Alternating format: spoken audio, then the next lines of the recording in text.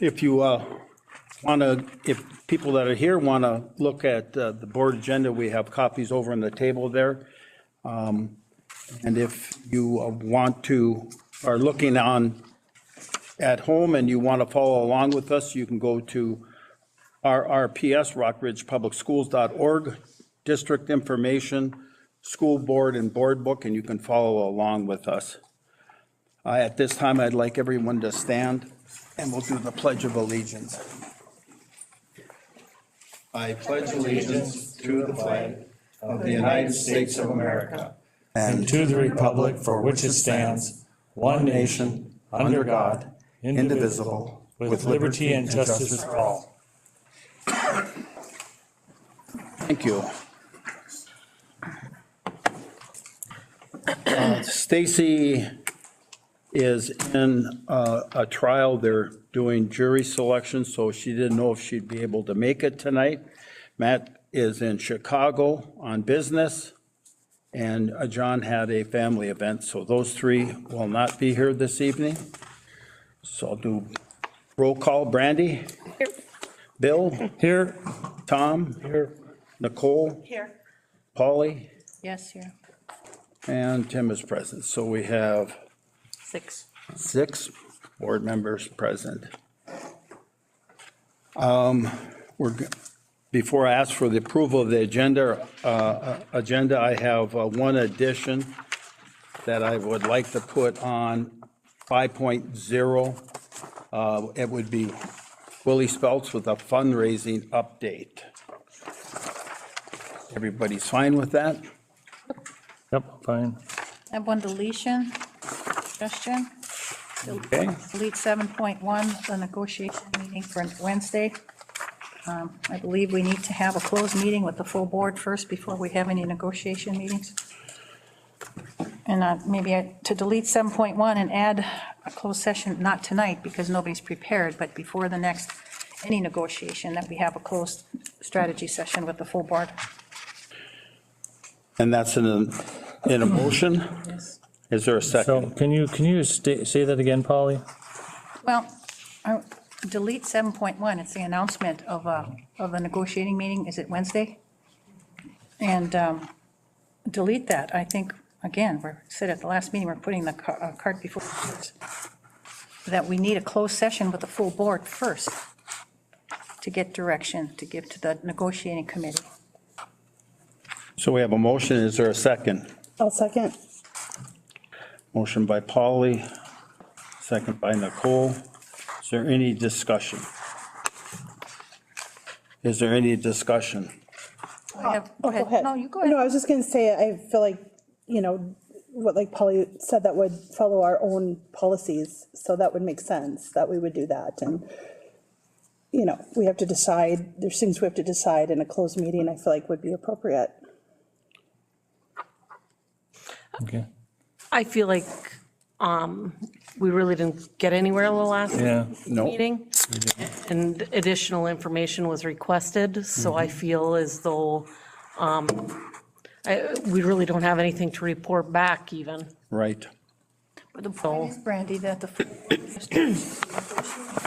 before you even start negotiating. And we need the feelings of all of the board, and then, well, you did get a proposal. And the rest of the board doesn't even know what that proposal is. So how can you even go to the next step? I know you asked for information from Spencer, on some figures and things, but that's not the proper way to do it, I don't think. And I don't think that, nothing personal, but adding another committee member without the board approving that, I think that was. I thought that was supposed to be a discussion at the last meeting. Did nobody bring that up Oh, yeah, you weren't here. I did. at the last meeting? Okay, so we have, I forwarded a motion and it didn't, well, with Okay. members present, it didn't go anywhere, but. a motion to delete 7.1 with no further discussion. All those in favor signify by saying aye. Aye. Aye. Oh, sorry. To delete the, Yep. If you vote Cancel that. yes, we will cancel the negotiation meeting. I just feel like we didn't get anywhere to give information back to, I understand what you're saying, Polly, as far as, I understand what you're saying too, but I just don't feel like there was any information really given. We asked for additional information at that meeting, and I think once, I do believe, and I do feel like once we get that information, we should have a closed session after that. I think that another thing I might have mentioned is that, well, even previous to that, that the board as a whole hasn't even decided whether we want to offer a contract or not. And then once we do decide that as a whole, in closed session and negotiation strategy, then if a majority of us want that, then we go ahead and negotiate. Okay, we'll start this over again. Sorry. Voting yes means that we will cancel the negotiation meeting scheduled for this Wednesday. All those in favor signify by saying aye. Aye. Aye. So we have three. Three. All those against? Aye. Aye. Aye. Deadlocked. My second motion to add to the agenda then would be to to schedule a closed session of the full board for negotiation strategy regarding the superintendent's contract before any further committee meetings. Is there any, Go ahead. is there any possibility of changing Wednesday's meeting to closed session? We would have had to, No, advertise it would that have to have today. it 72 hours. so it would have had to have been advertised today. Yeah. I mean, what's the rush, really? The rush is, it's not a rush. We're trying to find out if we can keep the superintendent that we have to take us through the academy style. And if we wait to further into January, he's going to probably start, and he said he will probably start interviewing. And if we don't secure a superintendent, trying to find a superintendent in January, February, or March becomes very hard, and there's not a huge pool of superintendents out there. Well, and I think too that it's important for our staff to know who's going to be leading the ship as we're going into this, next phase with the kids coming together next year. And I do agree with Tim. I mean, as far as if we end up going with Noel, I mean, or not, advertisements and getting a good pool for superintendents, we'd want that. No, I don't disagree with that, any of that, but that makes my point perfectly, is that that's the information the whole board needs to discuss, that whole concept. We need to discuss that first as a full board. That's my whole, hit the And, nail on the head, Tim. and after our meeting on Wednesday, we could do a closed session. On Thursday or Friday. No, well, I couldn't do Thursday. we could do one the next week and have a closed session on it. And or on the 12th of December, I think is our next meeting. And if the board as a whole decided that they didn't agree with us going forward, we had a meeting for naught, that's all. But at least we're taking the step. Tim, can I make a suggestion that since we're going to have this meeting on Wednesday for negotiations, let's have a closed session at the earliest convenience within the statutes of Minnesota, of having it, like, say, that following Monday. You post it tomorrow and you can have it Tuesday, Wednesday, Thursday, by Friday, I think. Tuesday, Wednesday, Thursday, Friday. I most likely wouldn't be able to do And it until I- next week. I know have that a work I won't be schedule. able to make a Friday unless it was in the morning. Well, let's do a Monday then. I could do Monday of next Yeah. Do Monday. Monday too. Okay, let's do that. That's fine. I'm not against having a closed session for the rest of the board, but So Polly needs a second. I'll second. Okay. no, wait, no, What was your motion? Polly's motion was, One was a tie, no action was taken. The second one was to have a closed session before any negotiation. before. Okay. And that would Monday, Well, no, she, I said before. she wants before, so we couldn't have the Wednesday. But it was tabled, so we wouldn't have been able to have it anyways, correct? Would a Wednesday one work, put it that way, for a full board closed session? This Wednesday, we couldn't do it because it's not properly, Yeah, you're right. Okay, so the first would be Tuesday, Wednesday, Thursday, Friday, or Monday. I would do Monday. Yeah, I would support compromise on that. that. I would, Compromise on that, a Monday meeting, would the date be Monday? December something, oh, 6th, 5th? would be Monday, December 5th. Okay, I'll support that. And Now- pending what's decided, we could potentially have a negotiations meeting on Wednesday. And I would be able to attend on the 7th. Well, no, it wouldn't make the 3-day thing. If we met on, closed on Monday, you couldn't negotiate on Wednesday. But we could post it We and could post cancel it. both of them. Oh, you could do that, sure. So we're good. So what Polly's saying is that we'll have a closed meeting on Monday, the 5th, is that correct? Yes. At what time? We can do it 5 o'clock? Or 5 o'clock, 5 PM? If that works. And then we would not negotiate or have anything to bring to the committee on Monday, correct? Well, you do. You already have a proposal from the superintendent. Otherwise, that's important information for us to have. Plus just the general discussion that you described, Tim. So, but by having this motion and adopting it, we would not be meeting on this Wednesday. Oh, that's not it at all. No, we'd still meet. My motion failed for a tie. It was, Yeah. But you said you wanted to have a closed session before we negotiate again. Did you leave that out? I remember I compromised. I said I would Okay, compromise that's for fine. the Monday. So what it is we're going to have a closed session on Monday at 5 PM, On December 5th. December 5th. All those is there any other discussion? I mean, could we include in there that we will have a negotiations, we will schedule a negotiations meeting for Wednesday, December 7th? Because if we decide as a full board not to, we can cancel that. But I'd like to get it scheduled so it's, Will you, That's fine. that's fine, so that'll be a friendly amendment, negotiations on Wednesday, December 7th at 4 o'clock? Because that's, should work, yeah. okay, fine with you, Sean? So just so the public knows that this meeting coming up Wednesday is Canceled. canceled. No, it's not. No, it isn't. This coming Wednesday. No, it isn't. Negotiations. I thought if it. No,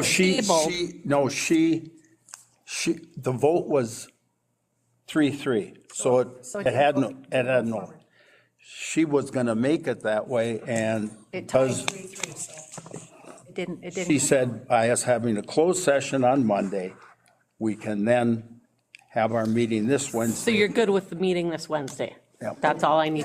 My motion failed, so it didn't fail, but it didn't go forward because it was a tie. It deadlocked. So it happens anyway. Okay, so, Discussion, at that closed meeting, we will have all the information that the committee has. Yes. And then could I just ask what additional information you're expecting on this Wednesday meeting? We asked for, information from Spencer. What kind of information? Financial information regarding, different options. so, Okay, well, okay. Well, you were at the meeting, Polly, and you recorded it, so yeah, well, all that, Okay, so asking. We got it clear now, right? Wednesday. we are- voting Other people weren't at that. voting for this motion, we will have a closed session at 5 PM on Monday, December 5th, and we will also schedule a negotiation meeting for Wednesday, December 7th at 4 PM. So moved. support. Well, it was already, That was. it was already Polly and Bill, Okay. so. No, All right. Polly and, Polly and Nicole. Okay. Oh, Polly and Nicole again, okay, I thought you said it. right. Okay, Nicole. All those in favor signify by saying aye. Aye. Opposed? Unanimous. Very good.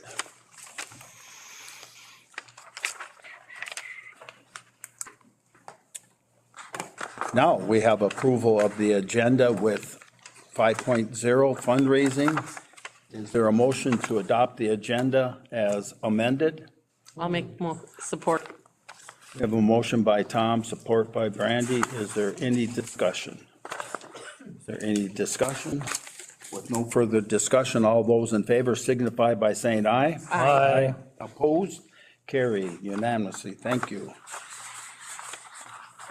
I had no visitors ask me to speak on tonight's agenda, so we have a lot of staff here that are going to be talking tonight. So we'll move on to number 4, consent agenda. Can I ask you a question about that? I'm sorry. Do you have to notify 24 hours in advance? Because your policy says that you can come and speak on something that's on the agenda. You don't have to do it 24 hours, but you have to Fill out a form. Online. Be on. Are you, Is that on your policy? Yes. are you requesting now to speak? Yeah. You know, our policy is so confusing. I think we should allow people. Look, the We're student, not going to change it. I'm sorry, we're not going to change it now when we have been stringent the whole year. And I apologize. and the student that wanted to speak last time, she waited till the whole end, did not know when she could speak. She also sent me that one 24 hours in advance and wasn't asked. So, Oh, okay. okay, so I know it's not been a consistent, I'm surprised with all the emails that we all received that some people did not ask to speak, but no one did. I'd make a motion that we allow anyone who's here that was confused about the policy or the procedure to let them speak tonight under visitor input. I'll second that. Motion by Polly, second by Nicole. Is there any discussion? Is there any discussion? With no further. I just think that, I mean, we should be consistent. I mean, we've been telling other people that they need to fill out the form. You know, we've been discussing it at meetings, and I agree, there's been times when it's been unclear, but we've been discussing it, and I believe that one is one that was passed at the meeting that I was not at. So I just feel like we do need to be consistent. And there have been times where people asked right before the meeting and they've been allowed to speak. So if you want to be consistent, then I don't remember anybody myself. I do, I can think of one person. Okay, so we have a motion to, And just out of common courtesy, come on. all those in favor of this signify by saying aye. Aye. Opposed? No. No.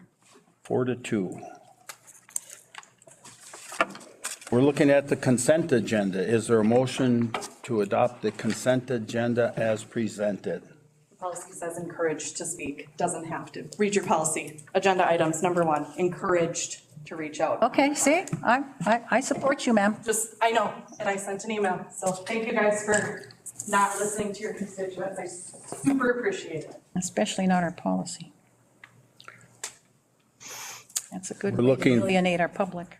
We're looking for a motion on the consent agenda. Is that you, Tom? Yep.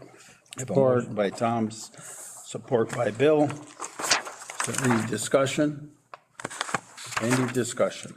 With no further discussion, all those in favor signify by saying aye. Aye. Opposed? No. So we have a 5-1 vote with Director Sorkin voting no. 5.0, Willie fundraising.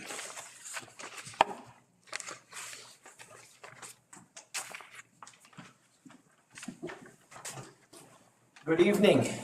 It's with a full-face smile that I make an announcement with, in regards to a wonderful donation as part of our Rock Ridge Rising campaign. The City Auto Glass Foundation has so kindly agreed to donate $60,000 to our Rock Ridge Rising campaign in exchange for naming the formerly known as JV baseball field and now known as the City Auto Glass baseball field. In exchange for naming it the City Auto Glass baseball field, I'd like to thank Red Lowen from City Auto Glass and Jamie Linseth, our Rockridge baseball coach, for connecting all of us together. Jamie did a nice job of reaching out to Red, who was interested in the project. All three of us have been together for quite a while pounding this out. So thank you to Jamie and Red for making this wonderful donation happen. Thank you to the City Auto Glass Foundation and Red Loan for such a kind and generous donation in their support of Rockridge Public Schools. Of course, that will be in the next agreement with the changeover. I wasn't able to get this in time. The paperwork will be in the next agreement, but I wanted to make this exciting announcement because it's always fun to make these announcements, and hopefully at the next meeting, when you see it all, we'll get it all approved. Wonderful. Thank you, Willie. Amazing, thank you. Thank you. Now for the real meat, here we have, you got 12 minutes. Oh, I won't need that long. You just give us whatever you want. Good evening, board members. I really don't have a lot other than to tell you that the school year has been going really well. Good at the Parkview. The students are happy. We're just plugging along. So we just recently had a science presentation from what they call Extreme Science by a man named David Hageman, who was on America's Got Talent. And he came to our building and did a science presentation and some experiments for our K-2 kids, and they seemed to really enjoy that last week. The gym was really loud. You could hear the kids, how excited they were all the way in the office, so that was fun. Our teachers also completed our parent-teacher conferences last week, so it was a busy week at Parkview. 2 days of our parent-teacher conferences that went really well. Our turnout was great. Compliments and things from the parents, so that was nice to hear. Coming up here in December, we have some gingerbread house making for pre-K and for first grade. We have some parents coming in to help in the classroom doing some art projects and some different centers, educational centers. And we have our early childhood family holiday special coming up on December 8th that draws in a lot of our younger families and students. So like I said, it's been busy. The kids are happy and we're going. Any questions for me? I have nothing to make you feel bad tonight. Thanks, Tom. Thanks, Sheila. Thank you. Thank you. 5.2, Superintendent.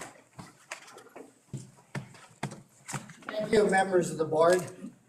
One thing I would like the board to know, and it's a bit unusual, I'm putting on the superintendent's report specifically so you know about it. Because I know you've had some conversations in the past about who gave what survey, how many people got the survey, what was the reason for it. So I'm, full disclosure, showing you the entire survey that we are going to give to our staff, not our kids, only our staff. This is a survey that is coming out of the Northeast Service Co-op. Aubrey, a recent hire there, she used to work with St. Louis County out of the health division. She's now at the Service Co-op. Other school districts in our area have given the survey to their staff. It is completely voluntary. There's no names attached to it. And so what other schools have done with the survey, the entire staff, everyone has an opportunity to take it. Then they collect the data, is collected, names don't go with it. And then schools are looking at the data to see if there's anything they should be paying attention to. A lot of it has to do with mental health, how stressed or unstressed folks feel. And so we're looking for patterns or trends. But I wanted you to see it first. So when you hear about staff talking about a survey, you know what it is. And you can see in front of you, you have the exact copy of the survey. There are no additional questions going on. It actually is given electronically. We just made a paper pencil copy for you, and any staff who prefer to take the pencil paper copy, they can do it. and then someone else will tabulate it. They're not putting their names on it anywhere. They're not interested in that. It's more the total general sum result. So I wanted you to see it first before anyone else had seen it. Any questions from board members about it? I looked at the questions and I think that it's great that they're getting that opportunity to fill it out. And they've had high participation rates in other districts who have done this. Some districts have been racing one another to see who can have the highest participation rate. We're slowing it down a little bit so you can see it first before we send it out to the employees. So how does our district plan to use the information here? And you get the information, and how are we going to use it? What's the process? What's the procedure? What's the? Well, and we'll tell you what the results are in the aggregate. So you can see, so the whole purpose of it is to pick up stress lines. So we may find out that individuals in a certain job classification, for some reason, something is happening. They are feeling a certain way. And so if we don't know that, we don't know that. And so part of it is for us to first know it. And so once we know it, then we can talk, and we talk with Aubrey, we talk with the Northeast Service Co-op about options and things we could do once we have the data. So I don't want to say we're going to do this, or this, because we don't know what the results are going to be here at Rock Ridge. But we would then see the results, talk to Aubrey, talk to the Service Co-op, and then take a look at it. But you would know anything we were thinking about doing. Yeah, Aubrey's a new hire at the Northeast Service Co-op. Like Noel said, she used to work for St. Louis County. And so this is for her, so she can gather information and then have something to pass to all the school districts that are part of the Northeast Service Co-op. Well, I'm just very sensitive about personal information, especially this type of personal, emotional, and whatever. A lot of times we do surveys and we don't do anything with them, really. Who's going to see this? Are they going to use it for? Are we giving a Tennyson warning with the survey? What it's going to be used for, who is going to have access to it, because I think this falls under that statute. Yes, the Tennyson warning here doesn't apply because it's anonymous. We don't want names associated with it at all. So the Tennyson warning just doesn't apply. So one thing that, and Aubrey came to the admin group here and talked about what they were thinking about doing, and the admin group talked about it, and they thought it would be a good idea.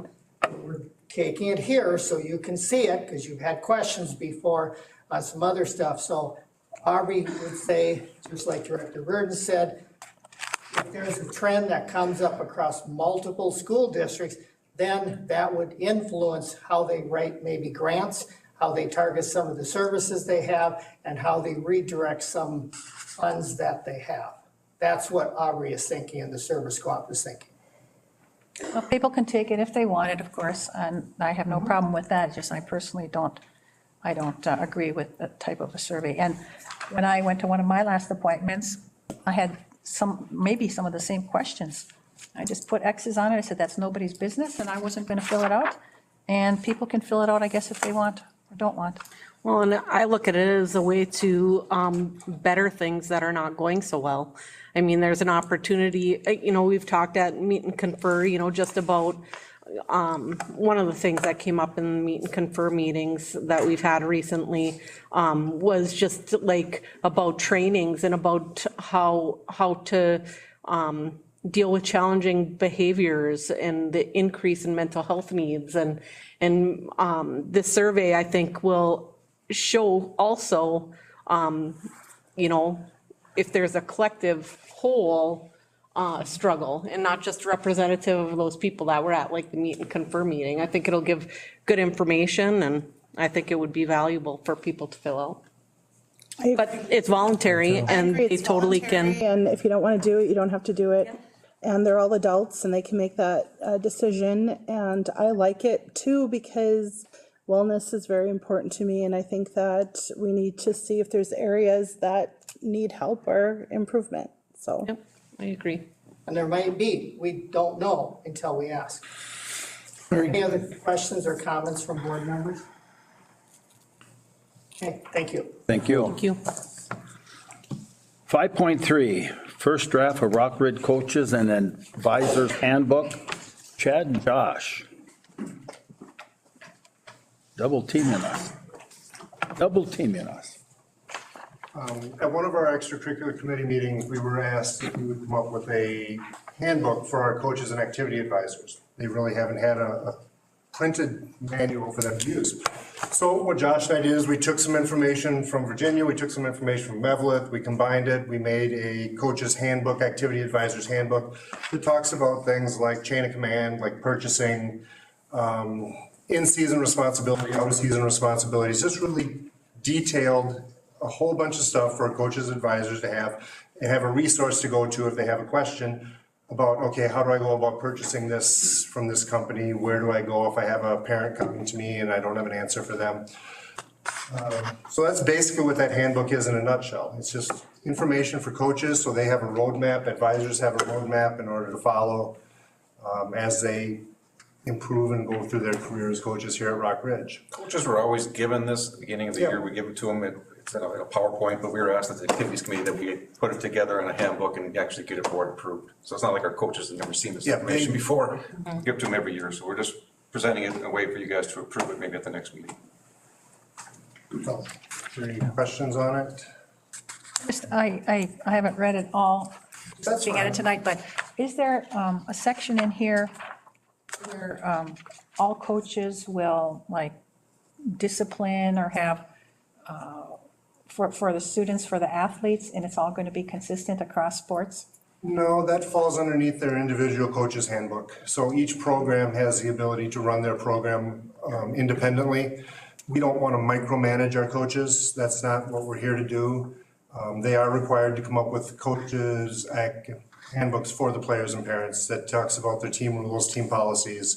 And those are all done on an individual basis by each. There's standard ones, Paul, you know, like the high school league and violations and grades, that's consistent with everything, but each coach can have more discipline than the other, you know, for each sport. Oh, okay, so like say, the number of games you might have to sit out for an infraction could be different across sports?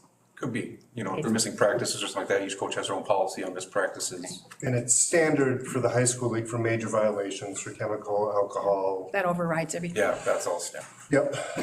And with the shared districts, is it going to be, with the shared, the co-oping, it's going to be consistent from, like, say, hockey where we're sharing? It's going to be, the discipline is going to be the same for, say, like Mesabi East versus Mountain Iron Beal versus? And it'd be the hosting? The host, hosting is the yeah. district School always Hosting. is Okay, in. Yep. okay.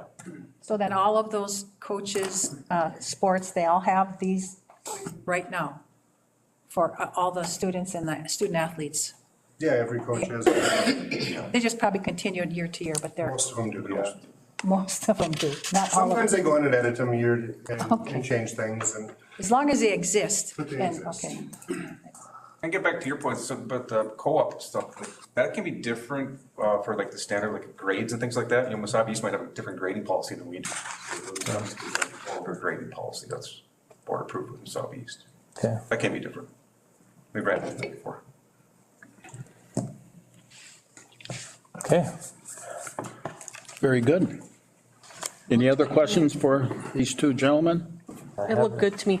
So all of the head coaches are basically in charge of the coaches, like the JV coaches, the eighth grade coaches, and combining and doing things together, or that, So they're consistent across their Yep, program. they're in charge of their whole program. okay. Okay. No questions for me. I'm done. Questions? We're still up here for the next one Stand up for too. the next one. For the next, how long, 2 minutes? Oh, they're up here again. Oh, that's right, for, Number start. 4, Thank you. 5 points. Thanks, guys. Thank you, yeah.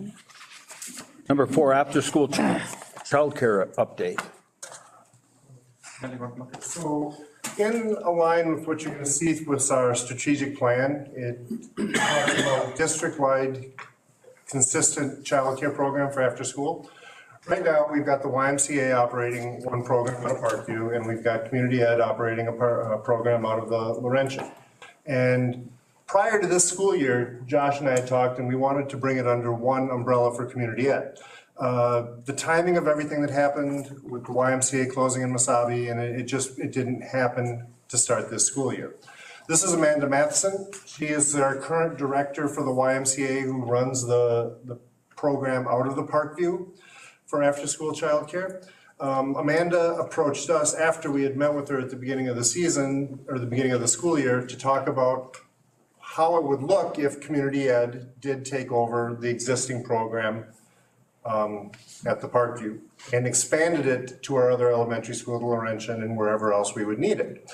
The document that you guys have in your packet there shows some of the numbers that are involved in there, what it costs per month, how many days a week, average number of kids, salaries for staff, salaries for the director, all the costs for equipment, supplies, busing, field trips that they take.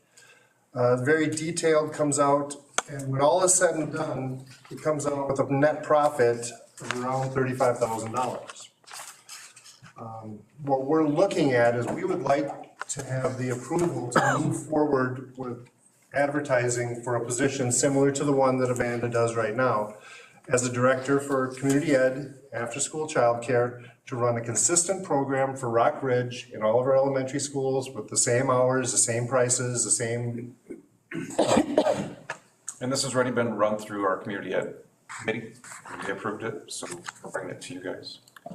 And if you have any questions about the program specifically, Amanda's here and she's more than happy to talk about how the YMCA runs it right now and maybe the direction that might be heading.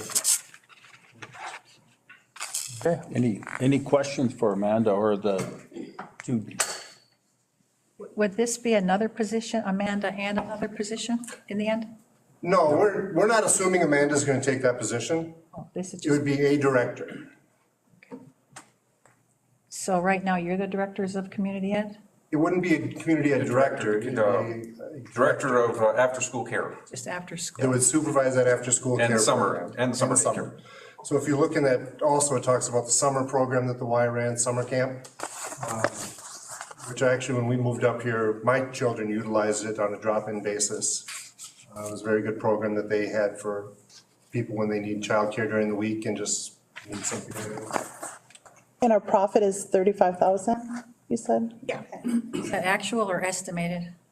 That was based on the numbers from last year's programs and then what is enrolled right now currently in our program. So I would imagine that would grow if we do it in Laurentian and, yeah, okay. And it would be consistent throughout all the buildings, which would be nice. I like that. And everybody knows how difficult it is to find daycare, so we Absolutely. have an option. Now, this is different than daycare. I mean, It's after school. This is school-age childcare. This is an after-school. After school, sorry.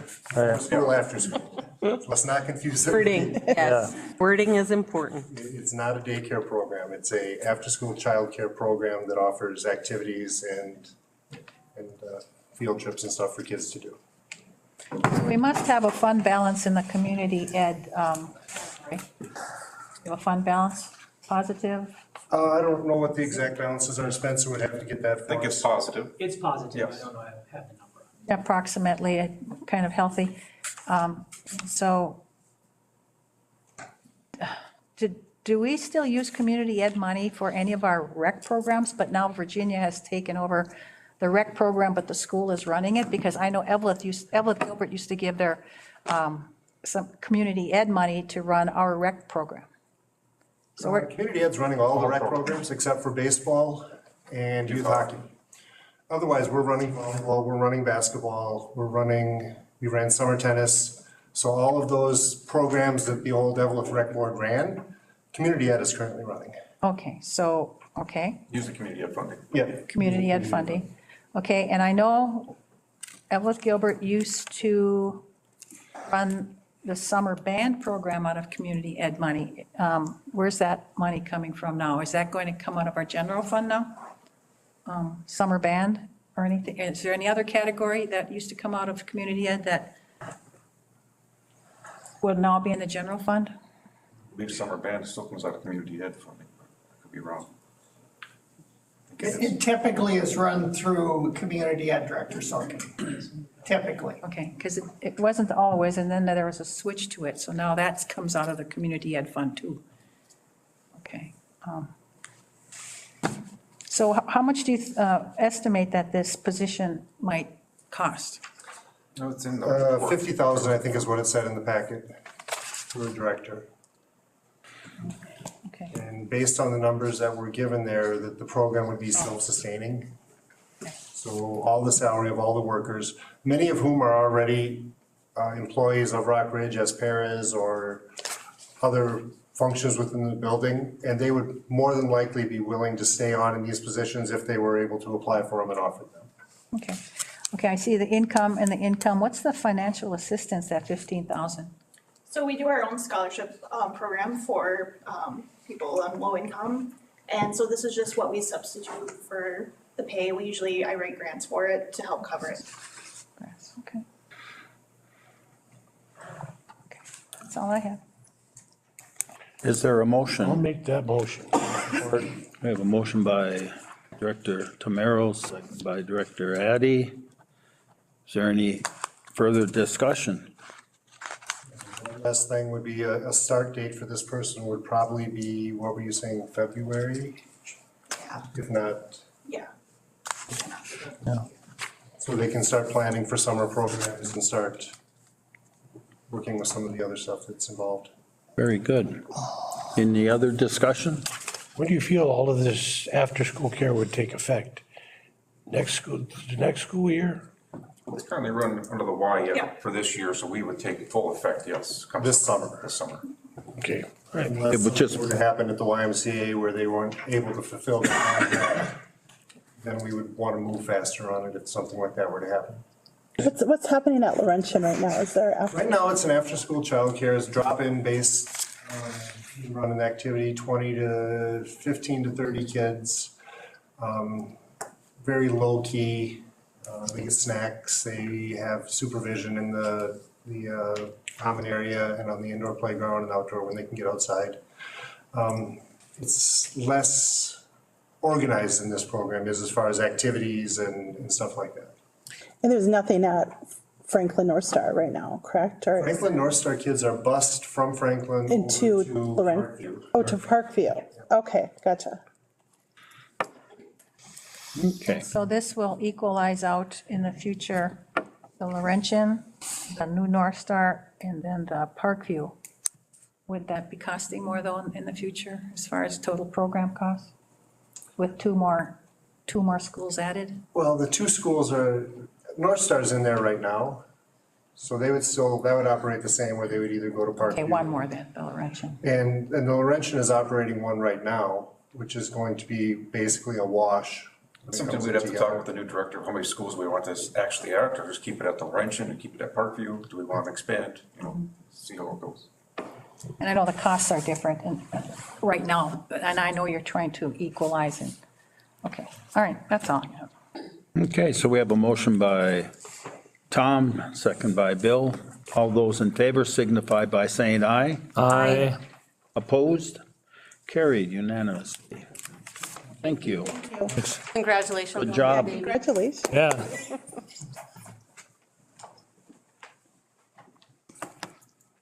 Five point five.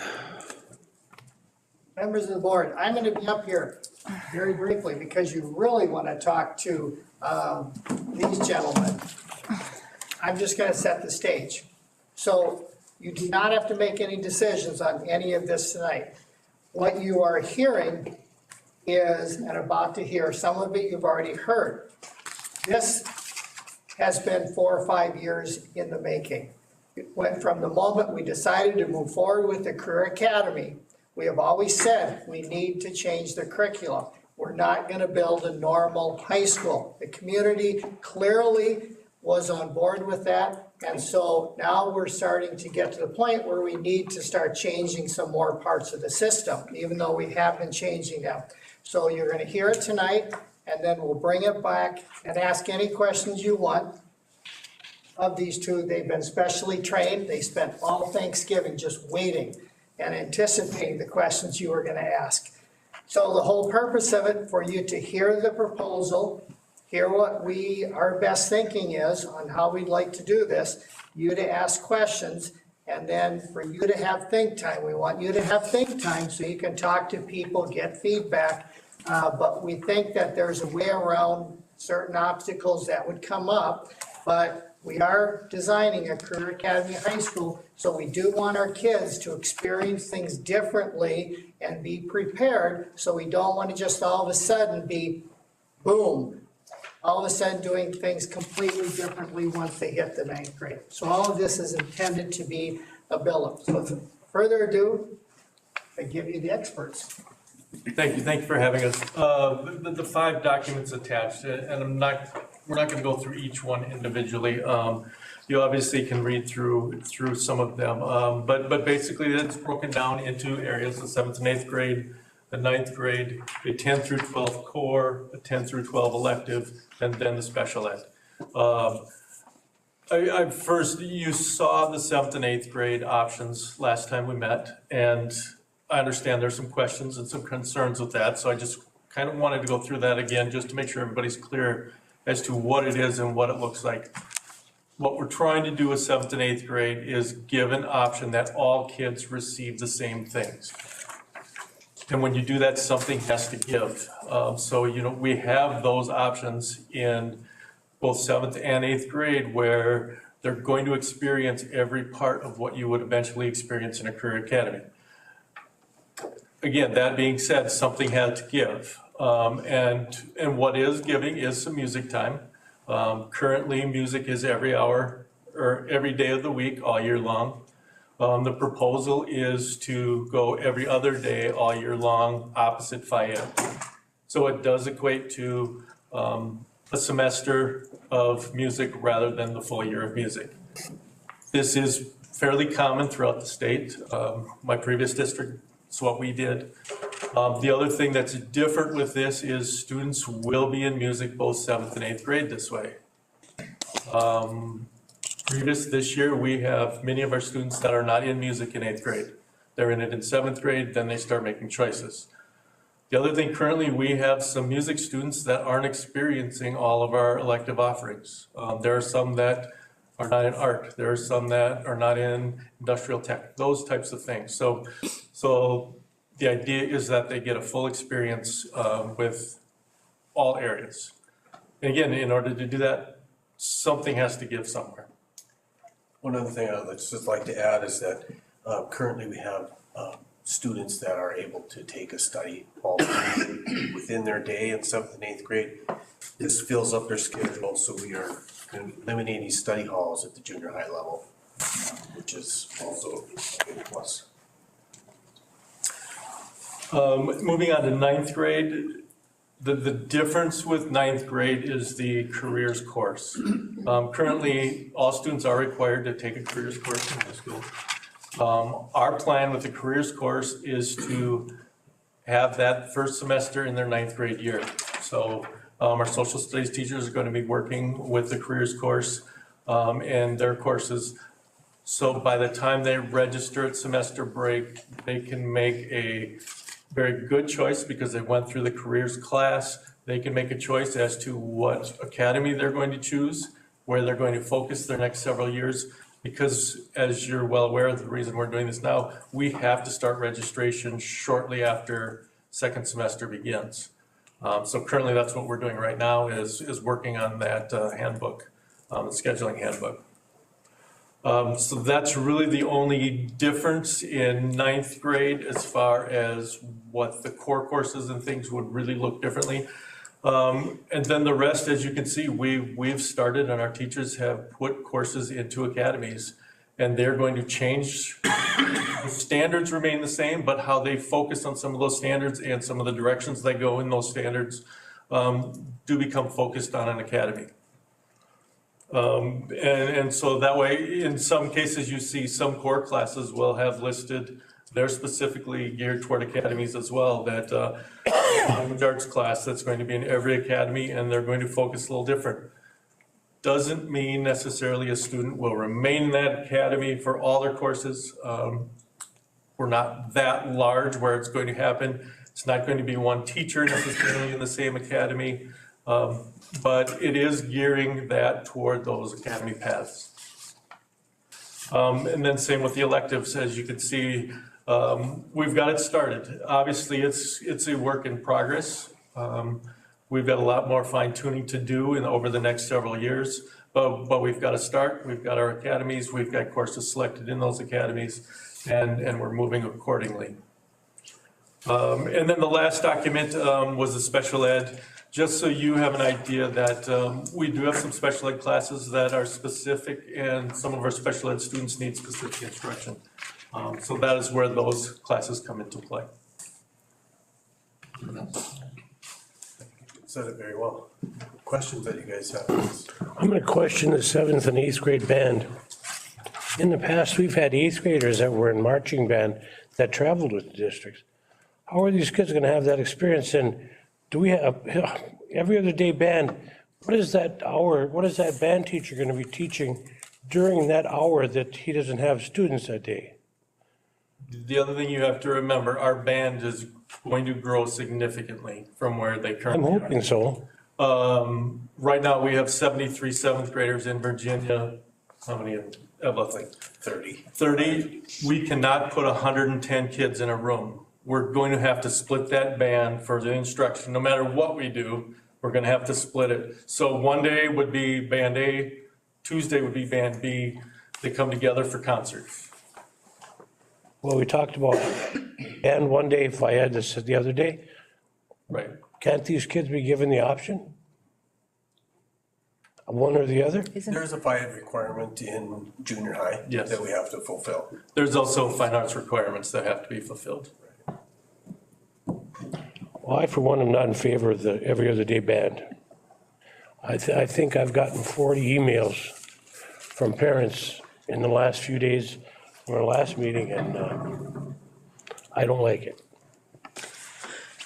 I think we all got a number of concerned parents sending emails. And some of the things that were mentioned in those emails were like the cost of instruments and how, music is beneficial to brain development and things like that. But when we had our curriculum committee meeting, it was discussed that there is an increase in music in the elementary school level. So, I think we need to be clear about that, like the increases in music as well, and not just what, it being every other day. I think we need to be clear on there are some increases in it as well. And then I think we also need to discuss if we don't go, to every other day music, FIAD alternating, what's the alternative? Like what would have to be taken away in order to allow for everyday music? So can you answer any of those questions? A bit to that. With the elementary, in the past, students have had an opportunity to take some music, but it wasn't required. Now in 6th grade, music is required for every student this year in Rock Ridge. So every student is having band orchestra in 6th grade, which will just feed into the 7th and 8th grade program well. Each kid will get that rich experience. They don't like choir in 6th grade, they can switch to band in 7th grade or whatever. They can explore a little bit more. We think this fits the exploratory academies the best because these kids are going to get all of these experiences that you see here. And if we don't do something like this, we're not going to get all of the experiences. Some will just have to be eliminated. Well, and I've also had, during my time here on the board, I've had people reach out to me frustrated because their child is in music or band or orchestra or whatever, and they haven't had the opportunity to have different electives. So that's important to be said too. But what I contacted Noel regarding, what we would have to look at cutting if we kept it in everyday music. So if you could just talk a little bit about that too. Yes, I can, because the plan you're seeing, members of the board, gives all kids a mix and a little bit of everything, so they can make smarter decisions when they get to that ninth grade level. So you're right. If you tell us you want music for every kid to be every single day, I'm gonna look you right in the eye and say, you tell me what you want us to cut. Because what it means is that kids won't get art, they won't get facts, they won't get tech ed, or they won't get health. Something has to give. And so you need to understand that. So a little of this depends who you are and what your perception is as far as what's important. So we're coming to you with what we believe is the best slate for most kids so they can experience the wide variety. Now, there are some exceptions, there are some things we believe we can take care of.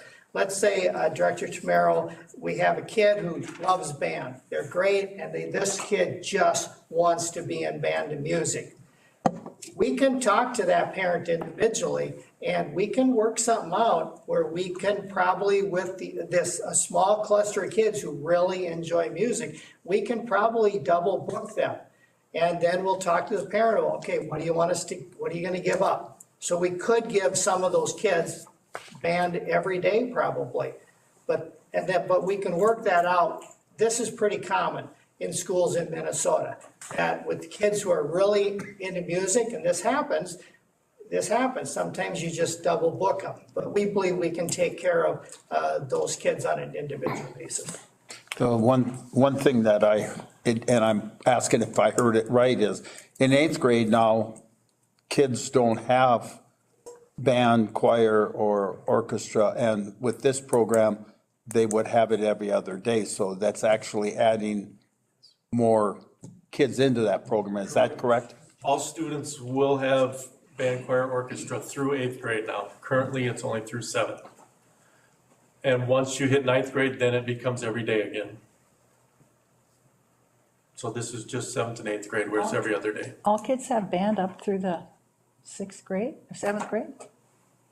Or some kind They have of, a music through seventh grade currently. Yeah, music? So that's choir, orchestra, or band yes, through the seventh grade? yes, All kids, not just the kids who elect to have it? correct. Oh, because that's a state requirement, some kind of a fine arts, and then. Fine arts, but you can also get fine arts through. Go ahead, because Well, I do think it would have been beneficial if we would have had our curriculum committee meeting months and months ago, like, so we could have like dived in more to this instead of like, now it's crunch time and having us to figure it out. And I know that you guys have been working hard on it, but we're trying to comprehend it and process this. You know, I grew up in Virginia, music was huge. Like, I cannot believe this would be happening in my era with Mr. Groves, Mr. Franson, and Mr. Vukmanich. This just would not be happening. And, you know, I think of my own son, and he actually didn't want to be in choir 7th and 8th grade, but he was, and Mr. Craig was a huge influence in his life, and he ended up graduating, you know, in a cappella and traveled with the choir. And I just find that music development is just so important, and it's so important for our community too. I mean, this is one of the reasons that makes us special. And I'm afraid if we lose that, we'll also lose students. I know we will. I know, and I'm really afraid of that. Just looking, you know, I'm very much supportive in the academy style learning, and I just feel like we need to still problem solve this and talk a little bit more. And like I said, I wish we would have started this months ago with the board, because now we're just like, you know, given this information and having to process it, and it, you know, I'm trying to wrap my head around it, and I don't have as much information as you do. Anyway, that's just my thoughts. I too have a big concern about paring back on music, whether it's orchestra, band, or choir. It's more of an academic course, and these other ones that we're supplanting them with that make up one full credit too are soft skills. So I'm not comfortable with substituting soft skill courses as a requirement and letting go of or reducing music. Yeah, you're ready to say something? I know, I'm ready to say something. And I know that fills in its the academy style model. They have to go through this. I mean, we got Meteor, we got Avid, we've got leadership skills, we've got Reach. Those are all soft skills. Can I just say something? Are you done? Sorry. Not quite. Okay, go ahead. Sorry, Polly. And so we had a lot of extra information that I hadn't considered either in some emails, but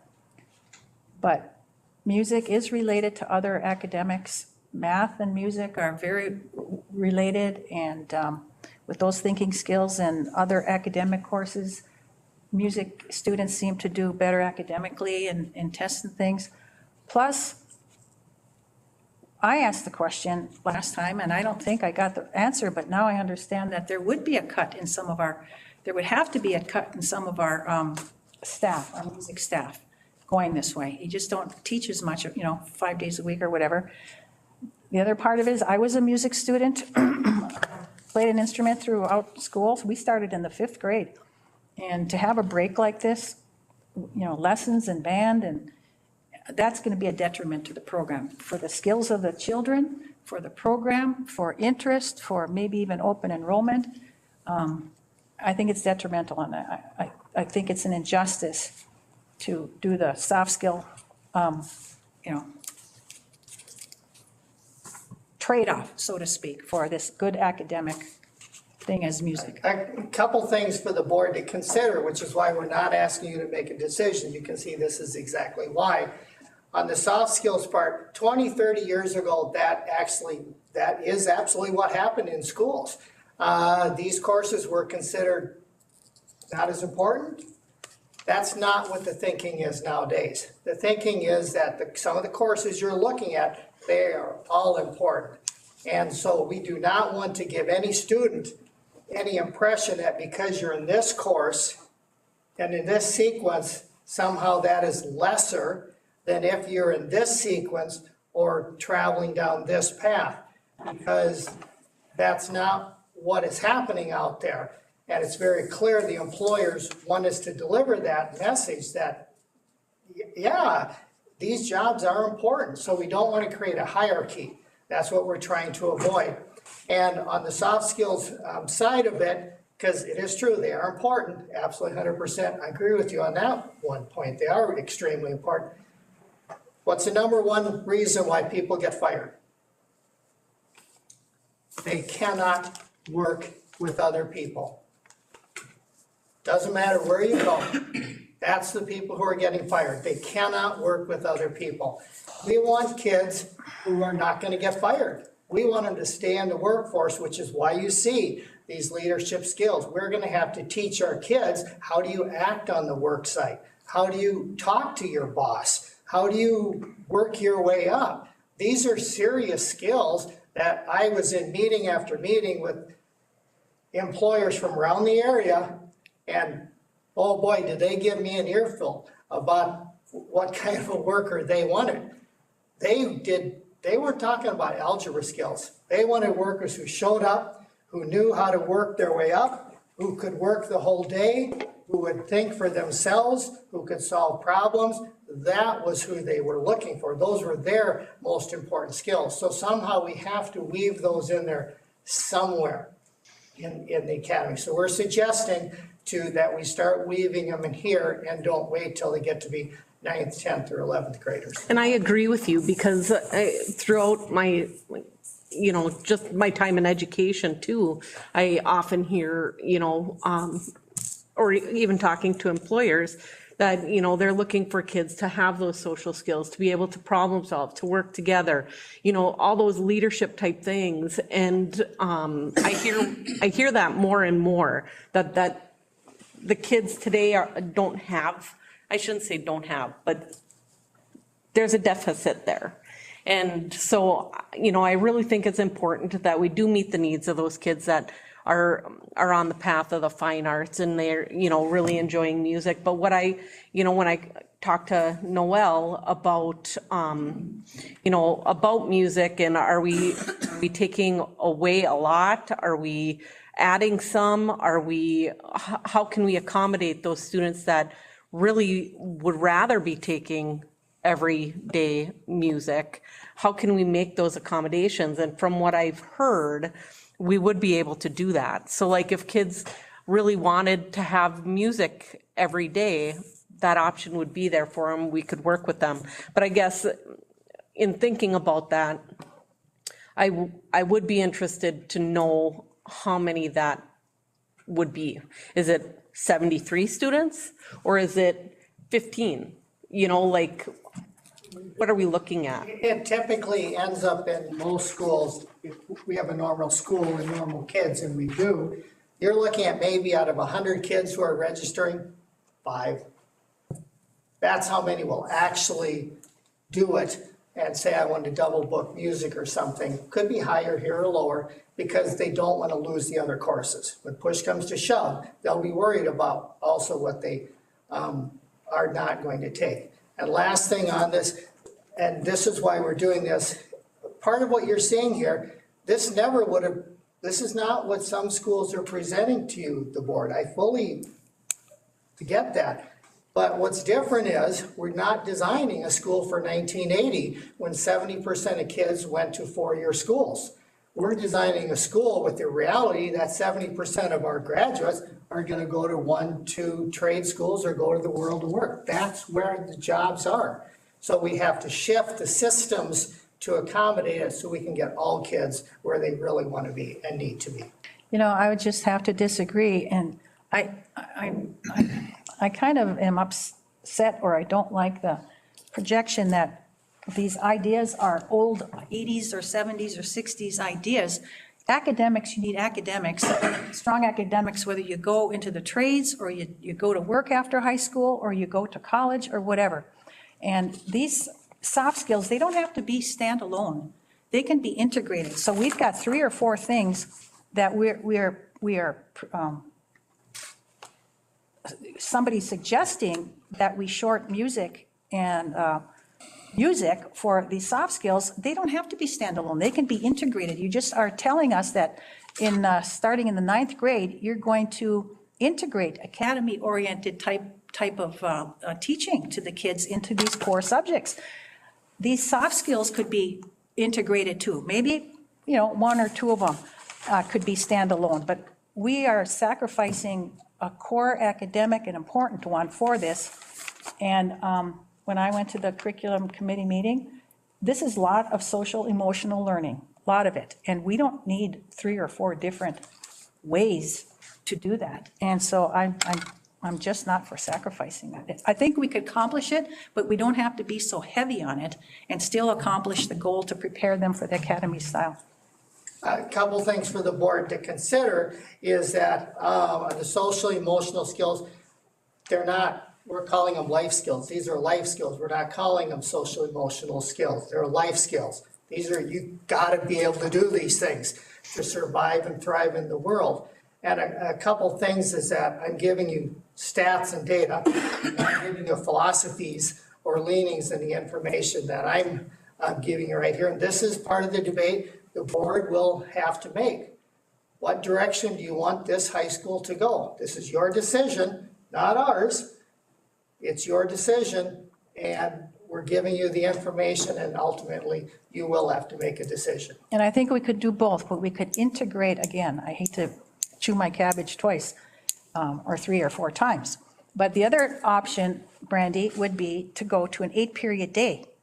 And the classes would be a little shorter in length, and we could fit more in there, and maybe then the music could be 5 days a week. I have another question in the 9th grade. With all of these electives, do we even have enough students to offer all these electives? And then I don't even know about 10th and above. You have to realize those electives aren't just standalone 9th grade classes. They're 10 through 12. Okay, well, So there's more than just a 9th grader. There may only be 5 9th graders in any particular class. The rest will be sophomores, juniors, and seniors. And that's something we weren't, availed of before either, that these are going to be mixed age, could be mixed age classes too, from 9th to 12th graders in the same age group. But there are a lot of electives here, especially in health and human services. And you have to have enough students, to say you can offer these as electives. I'm just wondering, what are we doing now to prepare the 10th, 11th, and 12th graders for next year? Or actually, not 12th graders, but 10th and 11th graders for next year, as far as moving into academies? It's not going to be a huge change for the 10th and 11th, or current 10th and 11th and 12th. They have their requirements they're going to need for high school. So it's not going to be a complete shift where the whole world's going to change and they're going to need all these different courses.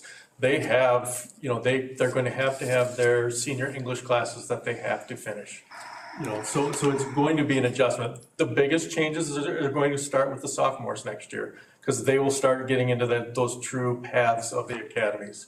The juniors and seniors, there will be some of it. There will be some adjustments to some of their coursework, but for a lot of it, it won't be a huge difference. It won't be a huge change for them.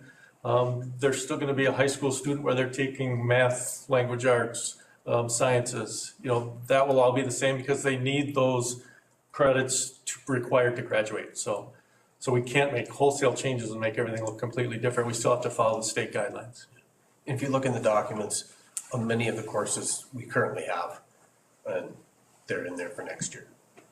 And isn't it true that currently, like, for instance, Spanish currently may have kids that are in 9th grade, 10th grade, 11th, or 12th grade?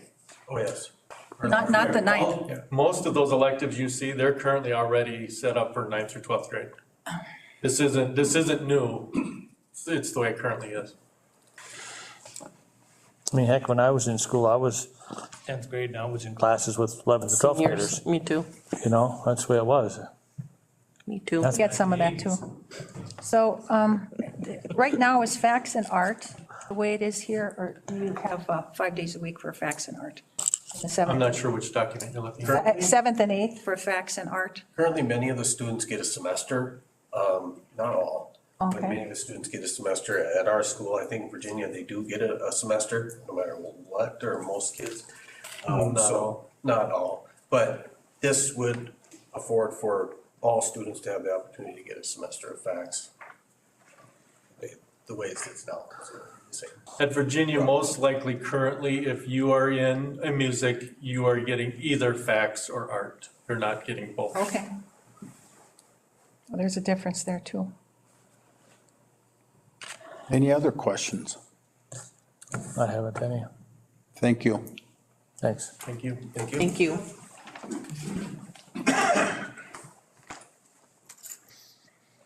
Rough draft strategic plan.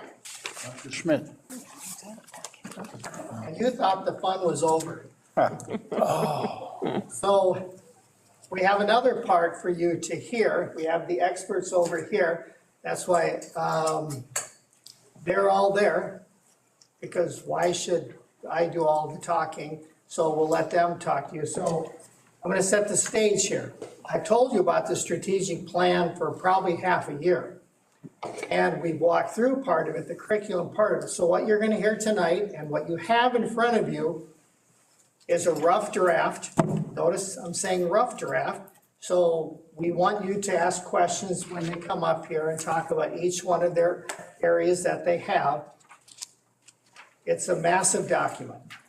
There's a lot of different areas. Here's what's different, and then I'm going to give you a teaser as far as how to zero in on the important stuff. Alicia's going to start and kind of do a summary of the curriculum stuff. You've heard this before. You've heard her talk about it. You heard me talk about it this summer. And so she's going to give you another summary about the curricular component. Then we're going to have them come up one at a time, because they know their areas better than I do, so they can tell you what they're thinking for their specific area, and then you can directly ask them any questions you'd like. And then we'll make any changes or alterations that the board would like us to do. This is not a regular strategic plan you're probably used to seeing. We put rubric format, and that is very deliberate and intentional.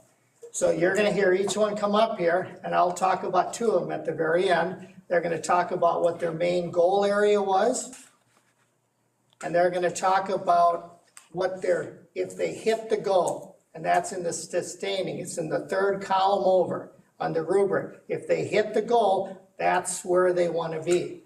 We put it in a rubric because a lot of strategic plans, there's a specific date. It'll say by May 19th, 2027, XYZ organization will have accomplished blah, blah, blah. Those dates are made up.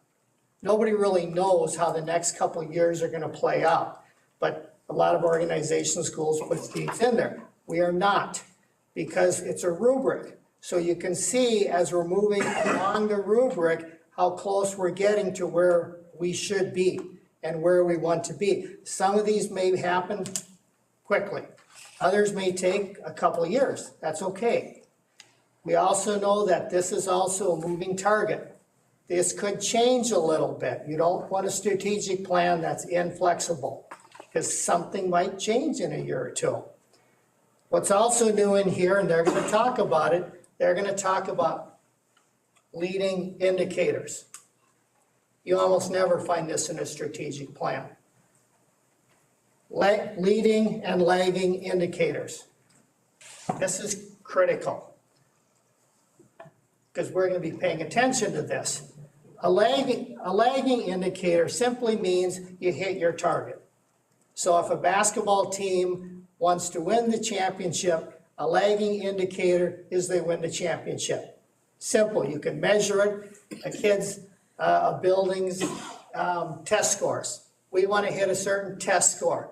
That is a lagging indicator. It's already happened, this is what happened. That's where most strategic plans are. We're still going to do that, but what's more important are the leading indicators. They're going to talk about the leading indicators. Those are way more important because those are the things you have to do if you want to hit your target. If you don't do what you need to do, you're not going to hit your target goal, your lagging indicator. So the leading indicators are the hardest to measure. They're a little more abstract. They are more difficult, which is why many organizations don't bother measuring them. They measure the other one because it's easier to do. So they want to do it the hard way. So they're going to talk about the leading indicators. And then I'll come in at the very end. So there's just two I'll talk about at the end. Ask questions. We intend for you to ask questions of any one of them and have some fun with it. They can hardly wait. And I think Alicia's going to get you started.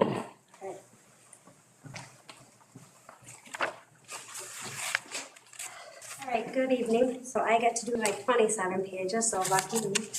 The first one I'm going to talk about is just the career focused, and that one's all about engaging our businesses and communities. So as we know, obviously, as we're building a career academy model, we want to listen to our businesses outside, like what are the skills they need, what are they looking for, what are our kids need to be successful in the workforce or in their business. So some things that we really want to do is create industry advisory committees for each academy. So have these committees where there's teachers and people from the communities and the businesses working together. I'm really listening to the community and the businesses about even curriculum, like what are we teaching our kids and getting their input. Talking about our courses and what are some courses that we need to have.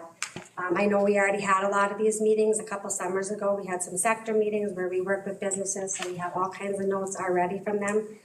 So that's been helping us. Putting academy-related clubs and activities for students to do outside of the school day. Common planning time for our academies so teachers can work together and we can collaborate and integrate different courses so it's not just standalone. I think, and just career awareness, K-12, so we want to make sure we start that early so kids are aware of that. So I think that's, and the last one is making sure our students are doing interviews with people outside in the workforce taking tours of businesses, capstone projects and all that kind of stuff. So that is a lot of stuff, but that's kind of like Noel said, those are our goals in that category. I'll just stop at that first section. Any questions there? Okay, so obviously as a parent, that's exciting to me, like who doesn't want their kid to be able to do all this stuff? So speaking as a parent, I am super excited for what's to come. And then the instructional design is the second part. And this is kind of like, you know, the expectations of teachers and how are we teaching, what are our teaching methods, what's going on in the classroom. So as you all know, AVID is our instructional foundation, which focuses on WICR, which is writing, inquiry, organization, collaboration, and reading. So those are something that we want to see in all lessons throughout the day. So as you think of AVID, and I think we talked about it a little bit this last time, is it's not just an elective course. It is in the high school, but it's also school-wide. So these are strategies that are happening K-12 within the classrooms. So making sure our teachers are trained and utilizing those. Along with AVID comes with higher level thinking skills, COSTA's levels of thinking. So we're not just asking basic level 1 questions where kids can just go find the answer out of the book. It's actually, kids have to apply their knowledge and their thinking critically and collaboratively with others. Students creating learning goals and having to meet them and wanting to meet them and figuring out what do I need to do to meet them? Like here's a goal, but how do I get there? And then giving students some voice and choice in their learning. So as you know, our schools are built differently. We aren't just in a classroom anymore, so we're gonna have flex spaces. And as students begin to understand this, they're gonna say, oh, I'm working on this, I'm working with other people, this is a good spot for me to work. And so kids will start to make those choices, or hey, this is something I need to do individually, so I'm gonna stay in my own working area and work. So we'll have those flexible learning spaces. Students learning how to reflect and summarize on their learning, taking notes, all that kind of stuff, organization as well. And then just having safe, welcoming, and culturally responsive classrooms, that's the last one. And that's just ensuring that our teachers believe that all kids can be successful, that we have high expectations for everyone. And I think if you build a culture of your classroom of caring and respect, that's how you reach kids. And I know like kids don't learn from people they don't like. So as a teacher, that's your job to really just create that culture in your classroom and get kids to know like, hey, my teacher cares about me. And if they know you care, they're gonna do way better. They're gonna care about doing better for you. So anything on that section? All right, so moving on to grading and assessment. So this is a tough one. I know sometimes is thinking back, you know, people get extra credit or people get points for bringing in a box of Kleenex, or it could be different in every single classroom. Obviously, that's not what grading and assessment is about. So it's about what do the kids know? Do they know the standard or do they not? So that's where we really want to get teachers to focus on is making sure that we have a common grading system throughout. So no matter what classroom I'm in, I'm getting the same result. And it's not this teacher's harder than this teacher. We're grading consistently. Teachers are giving feedback. Feedback is huge. That's how kids grow. That's how they get better. But kids learning to take the feedback as well. So it's like you have to be able to take constructive criticism to improve your work and know that, hey, it's not going to be the best the first time. And I think sometimes our kids are scared of failure. And I think that's the one thing we're trying to teach is failure is really your first attempt at learning. So if you don't fail at something, you're probably not challenging yourself. So I think that's something we're really focusing on as well. And giving students redos and retake opportunities. It shouldn't be like, I failed the test and that's it for me. Because we know everybody learns at a different rate. And just because I didn't get it right now doesn't mean I shouldn't get the opportunity to show that I got it. Assessments as well, higher level assessments, not just basic. You know, you don't need a 100-page question assessment to show I know something. If I know something, I could do it in 5 questions, but I could do it at a way higher level. So I think that's really the goal as well with our assessments and grading. Okay, anything there? I have a question. So are you talking about, not in the special ed sense of IEPs, but individual learning plans, and the students will go at their own pace or their own ability? So I think as we go, obviously teachers are gonna have their common standards, but that is where, when we get, so if I teach something and I have like a formative assessment, now I'm gonna be able to look at my data and say, these 5 kids get it, so maybe they're gonna move on and do like a project-based activity. These kids still need help, they're in the middle, so that's where I could do a small group instruction to work with them, and maybe, or I could even do peer-to-peer. So that's, I think, what we're trying to get to, is where we can group them according to their needs. So yes, we don't hold kids back, but we reach who we need to, and the others can go in one of those flex spaces and do something different because they're ready for it. So then how do you progress, especially from grade to grade? If, these kids didn't quite get it, and these kids really got it, and they're moving, you've got all kinds of different levels. Now, that could be one teacher in one subject or one elementary classroom, but then when you go from grade to grade, is that difference going to be even greater? Well, they're gonna continue in their same grade level. We're not saying they're going to the next grade. No, I didn't mean that, but when you advance the next year to the next grade, it almost sounds like they're gonna have their individual. And I'm talking one assessment. So just because they're struggling in this area, maybe when I meet with them, they're gonna get it, and now they can move on, and the next time we do something different, they might be that group that's succeeding and moving on. Right, So I think meeting kids where they need to be met is super important, and they're not gonna be at the same level at all the times. Oh, I know that, but boy, that's a heck of a job for a teacher to keep track of different, there was something else, some other kind of system called that, where the teachers would have to give the tests or the assessments to kids on different levels, and this one wasn't there, and I think that would be a nightmare. But I think you're talking about individual learning plans. But then I was at that one curriculum meeting, and when you talk about a common grading system, I thought I heard something about just meets the standard or doesn't meet the standard and no letter grades. So you're talking about K6, which we're going to standards-based grading. So they would meet the standard, partially meet the standard, or does not meet the standard. And that's only K6? There's no, K6. there's no plan to go up above 6? Not that I'm aware of yet. I just K6. And that's a whole controversial thing, no letter grades and meets the standards. There's not even exceeds the standards, as far as I understand. So that really doesn't give you much of an idea where your child is in their academic progress.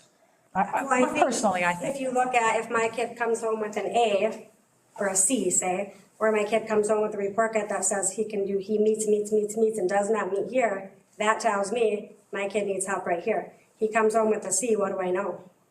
I know nothing. Well, I just know my kid got a C. I don't know if they know multiplication. I don't know if it's division. I don't know what they don't know. You could have that rubric and give a letter grade, so you at least know, are they a D, a C plus, or an A plus? And you could still have those little subcategories to check off. So that's one thing controversial to me that I'm not supportive of, but only K6 at this point. But I don't even know, did the board decide to go to that type of a system, or was it a curriculum committee or what? I don't know where that came from. I know the Parkview had it, and Polly, at the Parkview, we've been standards-based for years. Standards-based is different. No, That's that's the same. standards-based. We've got the state standards, and then we have our local standards of academic Talking achievement. about grading, though, it's the same, like meets and, meet standards, that's how it's Meets graded. partially, meets does not meet. You don't give grades at the elementary? No, that's Well, from K through second, right? Yeah. Oh, well, Evelyn Gilbert did, and so. I don't think I did in elementary back in the 70s. It was all, It was like S's and. S's and needs improvement, satisfactory. Yeah. And I think, Open and enroll your kid. I highly suggest you do it because it is very interesting. The trainings that I recently went to is phenomenal, like how much it impacts students and how much better it is for them and for parents, because now they really understand and can help their kids academically, where if I just get a C, I really don't know how to help my kid. I didn't mean just the CI, you can break it down into other categories, but are you saying that Evelyn Gilbert K through 6 did not have letter grades? When I was in school. Oh, no, I don't know. Oh, I don't know. No. K2 does not. What, 3 through 6? Do they get letter They grades? do, 3 through 6 does, Okay, yeah. well, that's what I'm talking about. Polly, we've been, and I'm coming, sorry, Alicia. The K through 2 has gone to a standards-based grading system across the district. Okay, The old Virginia side of the district was standards-based prior to me even. And the old Evelyn Gilbert side transitions to that. The 3rd through 6th is working on that. Prior to that, the old Evelyn Gilbert side was ES, like unsatisfactory, satisfactory type grades. It wasn't an ABC. is that only K2 or 3 to 6? I believe it was K2, maybe K1 was Okay. the satisfactory, unsatisfactory. 3 to 6 usually got some kind of a grade and maybe a rubric kind of a meets or doesn't meet. So are you saying that now K6 we're moving toward that, just the meets and exceeds or meets? Yeah, so does we're not- trying to get 3-6 on board with K2. I think that's important because, you can have, just having a letter grade is, you don't know, okay? You could be really good in reading, okay, but you're terrible at math. You know what I'm saying? And having those categories where you need improvement in math, but you're excellent at reading, I mean, just having a letter grade would. I kind of disagree with that a little bit, because I Really? know if my son comes home with an A, that he's meeting the standards. If he comes home with a Okay. C, I know that he's not doing what he needs to be doing. So I feel like it's kind of the Maybe he same. doesn't get it. Huh? Maybe he doesn't quite get it and there's improvement needed, Yeah, I mean, I personally, just because my kids were probably overachievers, I love seeing the A's, though, I don't know, maybe it's just an old fashioned thing that makes me happy, but I kind of like what Polly says, where you still get a letter grade, but then underneath it shows, even if you get an A, you may need improvement in some areas. So I don't mind seeing where my child would need improvement. But I do kind of like the letter grade, and maybe, I haven't been through the training you have, so I don't know. Yeah, and that's kind of funny because they told us we shouldn't even try to put them together at all, like totally separate grades to standards-based because they really aren't the same thing. And so that's just the stuff I've learned. And I guess my question to you would be, if your kid comes home with a C, what are you going to help him with? He's not come home with a C yet. Well, if he did. Yeah. So I'm saying. But but how would I know, even with meet the, Well, if you get a in the meet, that's standard, we know. Right, they get it. But would it be specific? Because it would be like how it is for like K Under to 2. math, it would say, Is can add not- 2-digit numbers, can multiply 3-digit numbers, can do geometry. Got it, okay. It would Each list one every is stat. Specific. Each one is gonna get a meets, partially meets, so it's gonna be broken down. So if you see the M, you're like, oh, he gets it, he gets an A, great, right? If you're thinking in that Or if you're, mindset. if you're breaking down reading, can read fluently, meets, comprehends, maybe partially meets. So they can read fluently, but can they comprehend? Then they can read, but they don't necessarily comprehend what they're reading. Or their comprehension for listening, they can comprehend, but not what they're reading. So it breaks down what they are able to partially successfully do or not. But it seems like both can be compatible and live with each other at the same time. It doesn't have to be exclusive of just the standard things meets and exceed, or meets and doesn't need, or grades.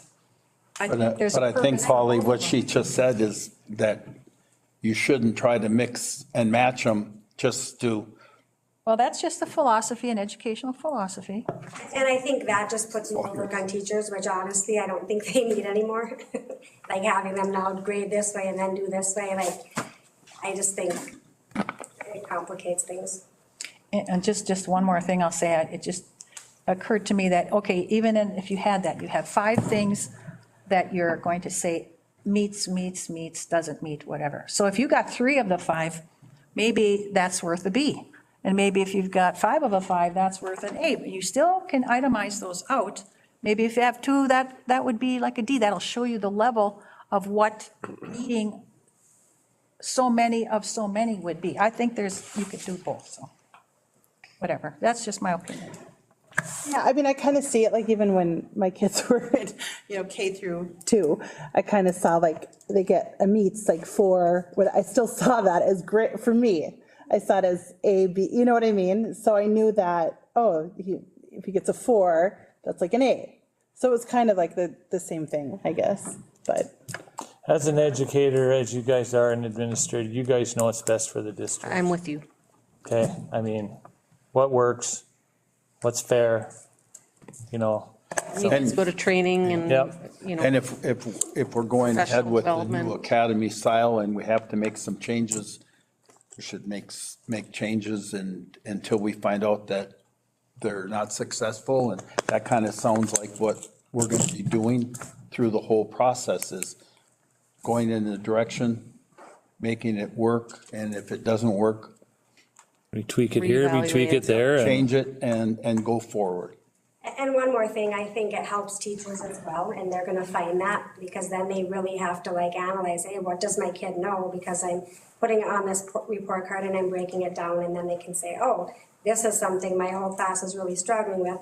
So I think that helps, and I talked to a group of sixth grade teachers today, actually, who tried this in the past, I think it was a couple years ago, and they did say it was nice for that, because then they really knew the skills that their kids knew better. And I have to say, I do like that for K through you know, that we've had that, because if like they didn't know their ABCs or whatever, and it would show where there's a deficit and where we can work at it. So I do see a benefit. I'm just trying to comprehend how it would work for a 3 to 6. Probably beneficial to the teachers also, that they know that maybe if a lot of kids aren't getting something, that they might have to tweak that part of a subject or. And this is something that's been around a long time, like when I was in Arizona for 12 years and we were doing it from the start. So it's something new up here, which actually I was surprised, because I feel like Minnesota's education system is better than Arizona. And so I'm like, wow, you know, so it was kind of shocking to me that it hadn't made its way here quite yet, besides at the Parkview. So there's a lot of schools doing it, they even do it up to high school, so it's not something that we're just making up to do. There's a lot of research behind the benefits of it. Good. Thank you. Thank you. Thank you. Thank you, thank you. Thank you. Okay, next. All right, I have one more section. All right, so the last part that I'm gonna talk about is the PBL design process. So we're using the gold standard PBL design elements, and there's 8 different, I guess, elements of this. When teachers are doing project-based learning, PBL, project-based learning. So the first part of that is making sure that kids are coming up with a challenging question or a central problem. We want kids to start thinking globally, or what's actually wrong, and come up with something where they can fix it. So that would be the challenging problem, some kind of real world application when they're coming up with these projects. And again, using structures for inquiry, higher level thinking, teachers using different collaboration strategies or Socratic seminars. If you know what that is, it's more of like a debate, academic debate, where kids have to actually have research and proof, and they talk to each other in a respectful and nice way about why they think this. So it's really good for kids to do these types of things. And then, again, giving students that voice and choice on projects, how they want to present their project, instead of the teacher saying, okay, everyone's going to make a PowerPoint. It can be like, hey, this is what we're going to do. These are the design elements we're going to follow, but you be creative on how you're going to present it or how you're going to create it. So I think that's going to be nice for some kids, because some kids like technology and that's where their strengths are. They might want to do a PowerPoint. Other kids might be artistic and they want to build something. So that gives option for kids to have taken their style into their learning, which I think really will get our kids excited to be at school when they can actually have a say in what they're doing and how they're doing it. So that's exciting. And I think I talked about this already, is students making reflections and getting that feedback so they can constantly improve and know that something they do the first time isn't going to be perfect, and you can always get peer feedback or self-feedback, teacher feedback to make something better, and that failure is important. Just because you failed right now doesn't mean end all be all. You just try again, and you take what you know to make it better. And then also having students present to the public in the end. So instead of just keeping it to our classrooms where they do these projects, we want them to actually present to the public or take it to the group, like, hey, this is the problem we saw. This is our plan to fix it, and maybe give it to a company, or maybe even get a problem from a different business or a company that says, hey, this is our problem. Can you guys help us fix it? And the kids all get to submit different proposals. So I think all that is exciting in the PBL part. So any questions there? Other than that, I'm done. Thank you. Thank you.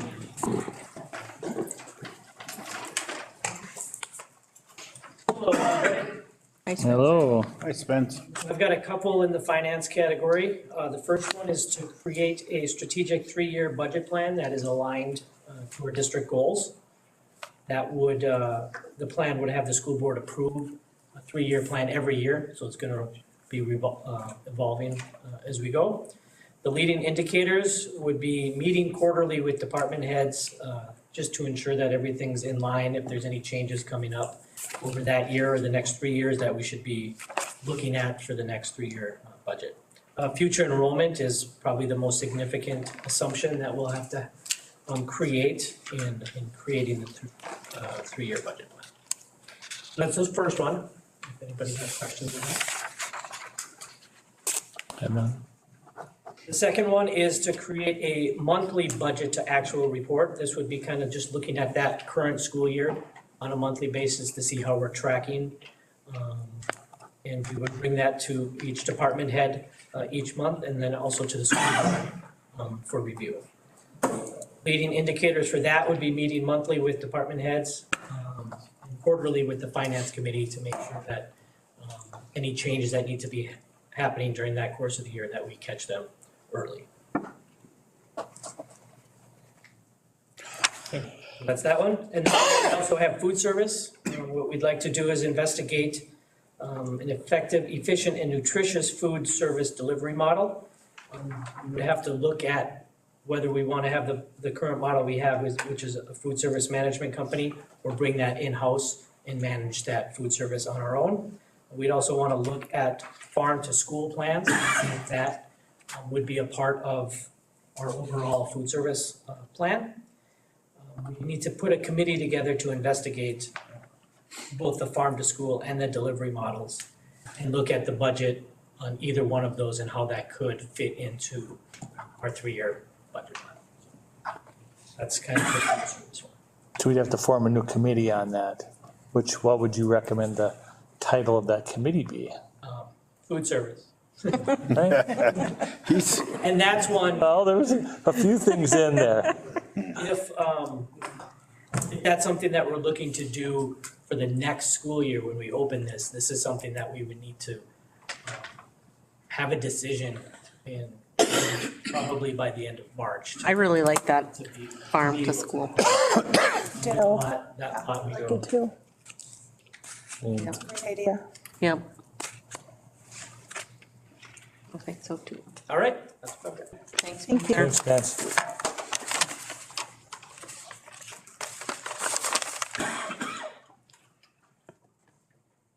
Hey, everybody, how's it going? Good. So here to talk about technology goals for the next several years.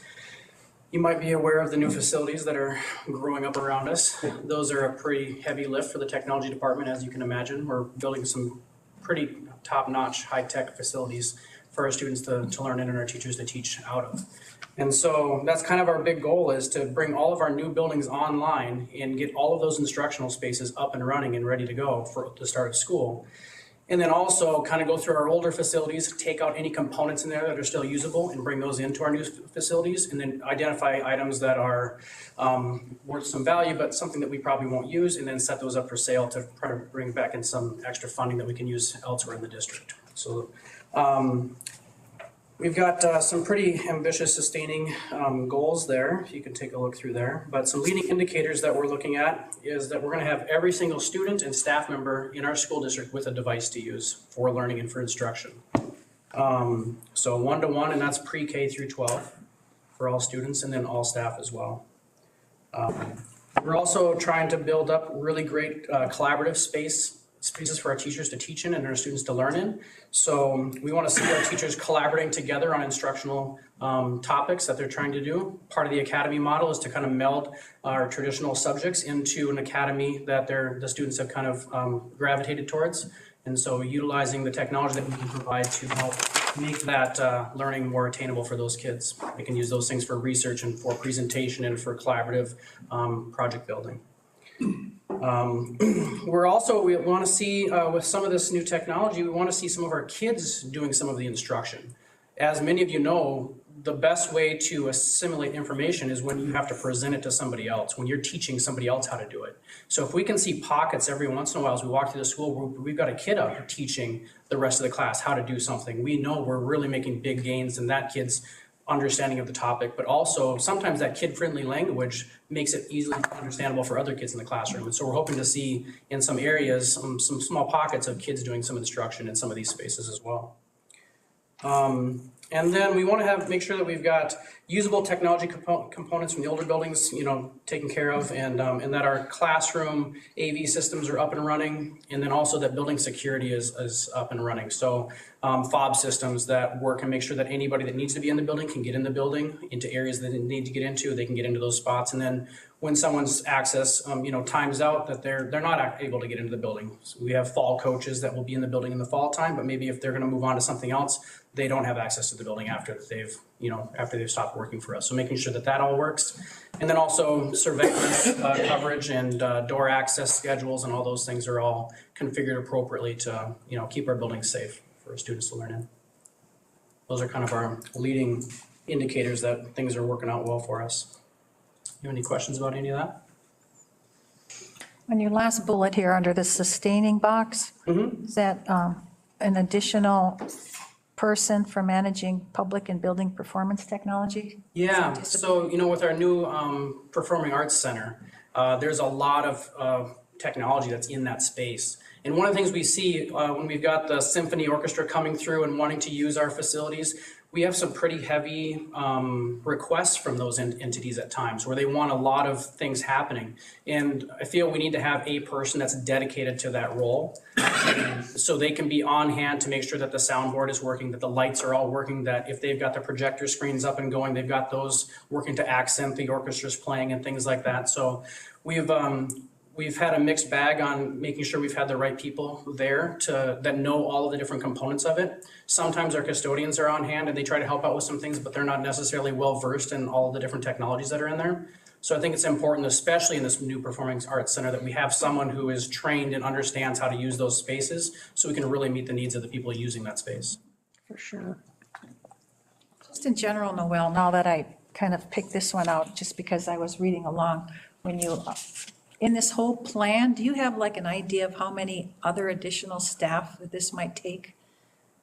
As an example, like in this category, technology, When, Bill, stay there, not going off stage. Not just technology, but the whole. What I'm thinking, the finance committee, and we'll be talking about this second semester, I'm assuming zero budgeting, that we're just gonna shift resources, that maybe we need a little more of this and maybe a little bit less of this. So that's what we would probably be talking to you about in the spring with the various committees. So I'm fully cognizant going in, thinking this is not gonna cost us any more money. Okay, so this is just an anomaly example here of another technology person? Yes, but this is gonna be a major topic coming up in the spring because there's some serious equipment in that auditorium that we need people who know what is going on. It's not a negative.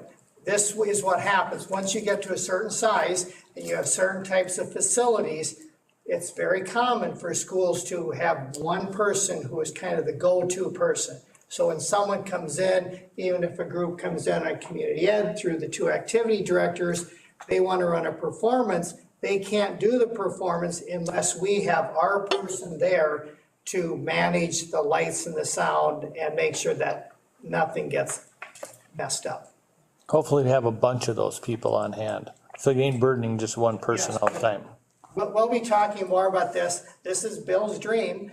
This is in the strategic plan. I agree with Bill's dream here, but we'll be talking more about this. And again, I wasn't just signaling out technology. So it's understood. And that makes a lot of sense to have people that know how to use and do the equipment right. Agreed. Anything else? All right, thank you. I'm excited for the doors to open. Big release on the paper the other. Good evening, everyone. I'm here to talk about custodians, maintenance staff, where we're going and where we need to get to. as we're going, of course, we're closing buildings, opening buildings, so we're totally adjusting as we go. But the end result, we wanna make sure we have everything completely staffed and properly trained. When I say properly trained, cause we've got this brand new building and you got different surfaces we're not used to cleaning. So there might be different products, different ways to do it, different equipment. So we really wanna make sure we're properly trained. We have the right amount of custodians to do the job to keep our place beautiful. And to get the amount of custodians, I'm hoping to do a study to get by square footage, so we know how many to have to give us a good indicator to start. So in the end, everybody's properly trained, we got the proper staff, and we're good to go. I don't have any questions. How are you feeling right now as far as custodial staff? Are we short? Are we doing all right, or? We do struggle at times, it depends what's going on. Like, you get 6 inches of snow. We struggle for a little bit, and we're doing our best to keep up, and you run into different obstacles, but for the most part, I try to funnel the complaints in and see what's really, I don't wanna say prioritize, cause everything's important. But you do have you priority. do okay, we'd always love more people, but I understand that too. So, when the way our system is with the driving and everything else, it's a challenge. But I think we're getting it. Have you brought in cleaning companies to do, tell you what you need for cleaning chemicals and supplies and? Yes, we have talked to quite a few different ones. Of course, everyone wants to sell you their stuff. So, we did that up at the Laurentian. And we have a company up there that's basically taking care of that. That was done last year, but then on the new high school, I have a company coming in and they're doing that study. And that will give us an indicator, and basically everybody tells you it's for 30,000 square feet, it's a custodian. But that also depends on where this 30,000 square feet is. If it's the gym, maybe it's not a full-time custodian. If it's, certain areas, or maybe that custodian drives for 4 hours a day. So, but it gives you an indicator. And on the chemical part, yes. Companies that have installed or built our building, they're also training us and showing us the proper way to take care of it, and comes with products too. So. I know the answer to this question, Mike, because we've talked about it before, but you talked about different areas, different square footage. You and I talked about you're going on afternoon shift for a while, following a custodian and seeing how that job was compared to this job, Is that something you still consider doing? I have done that a little Time bit. study? Like a I time? haven't done that with everybody yet, but I walk in the Evlith High School building, kind of shadow them around, see what they're doing. I've done that in Virginia in the high school.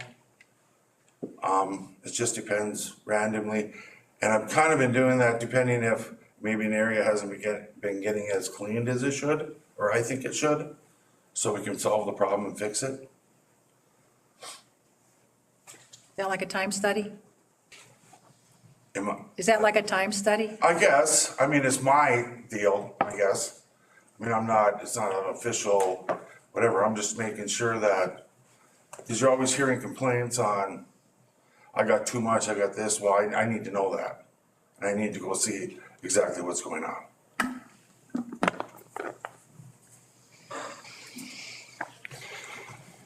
Very good. Any other questions? No, I'd be Sorry, interested. Mike, this will pick on Mike's night. That's all right, I'm used to it. Pick on Sheena, so. I got one more thing too, because Okay. I did, with the buildings and grounds quick, on our new fields. Now, that is a lot of the same stuff that I just said. We need to be, first of all, have all the proper equipment for it. And I believe that is being taken care of. And then we also make sure that we're properly trained as our whole staff to take care of them fields. So we're putting together a 5-year study that will allow us to achieve our goals, to keep that place in the fields looking great. And if anyone has any questions on the fields, this spring is gonna be, I guess I'll have more info on that. Can't wait to see people playing on them. I know. Yeah, it's gonna be exciting. You know? Yeah, I do. And speaking of that, I think we need to work into our budgets, maintenance and replacement budget for things like that, fields and equipment and turf and whatever, because in blacktop, things are gonna need to be replaced. So that's be an important part of a budgeting process. Even new band uniforms or new hockey jerseys, or jerseys for athletics, we all need to, I think we need to plan for that. Thank you, sir. Thanks, Mike. Thank you.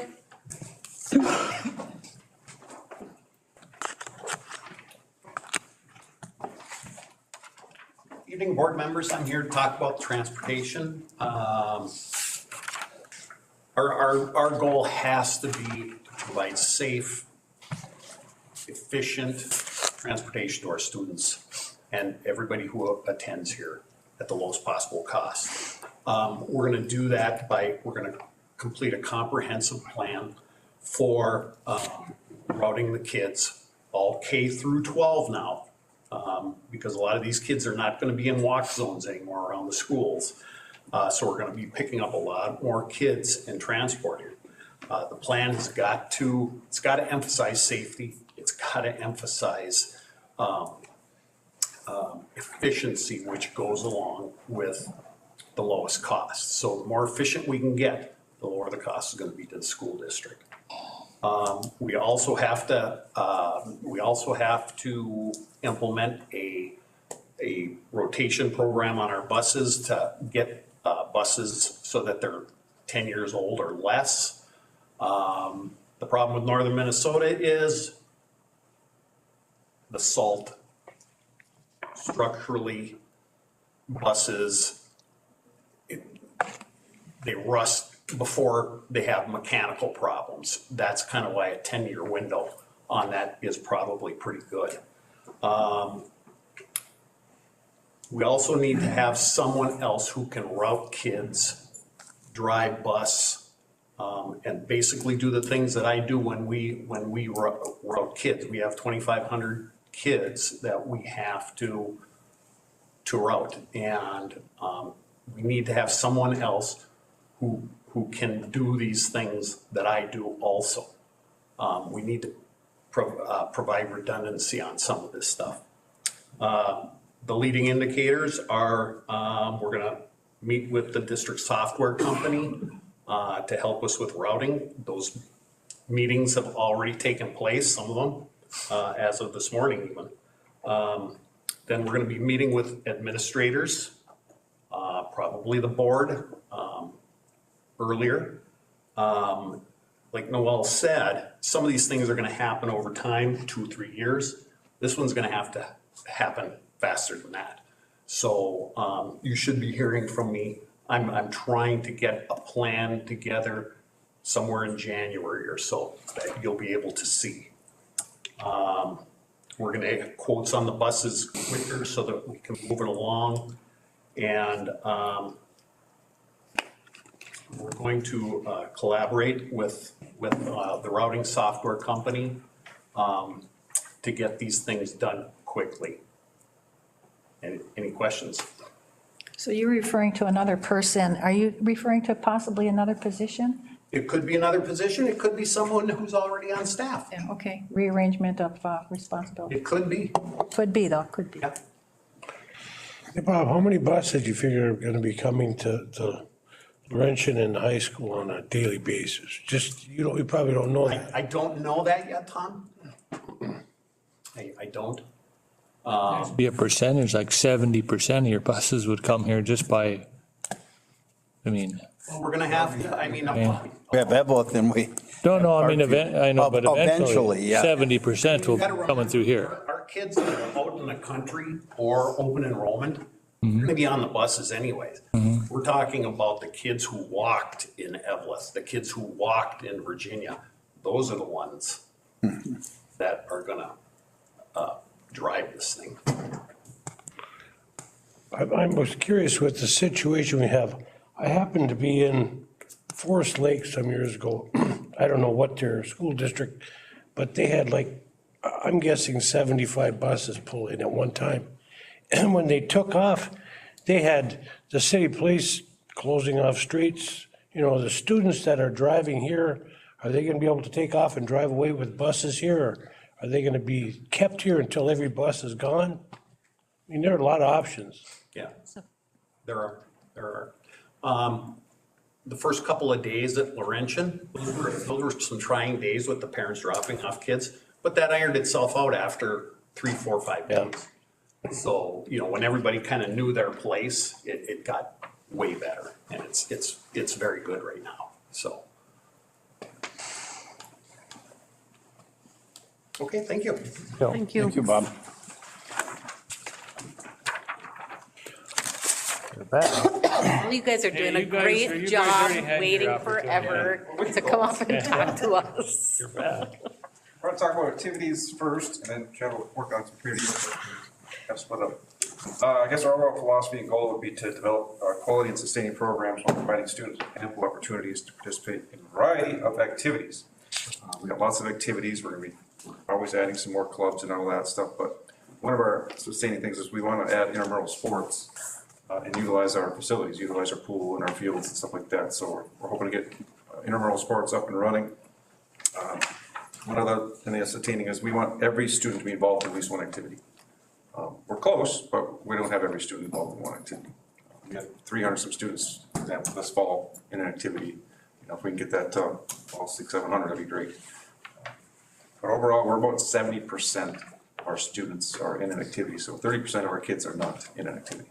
So, making the successful transition to higher class, as you know, coming together, we're moving up classes in all of our sports.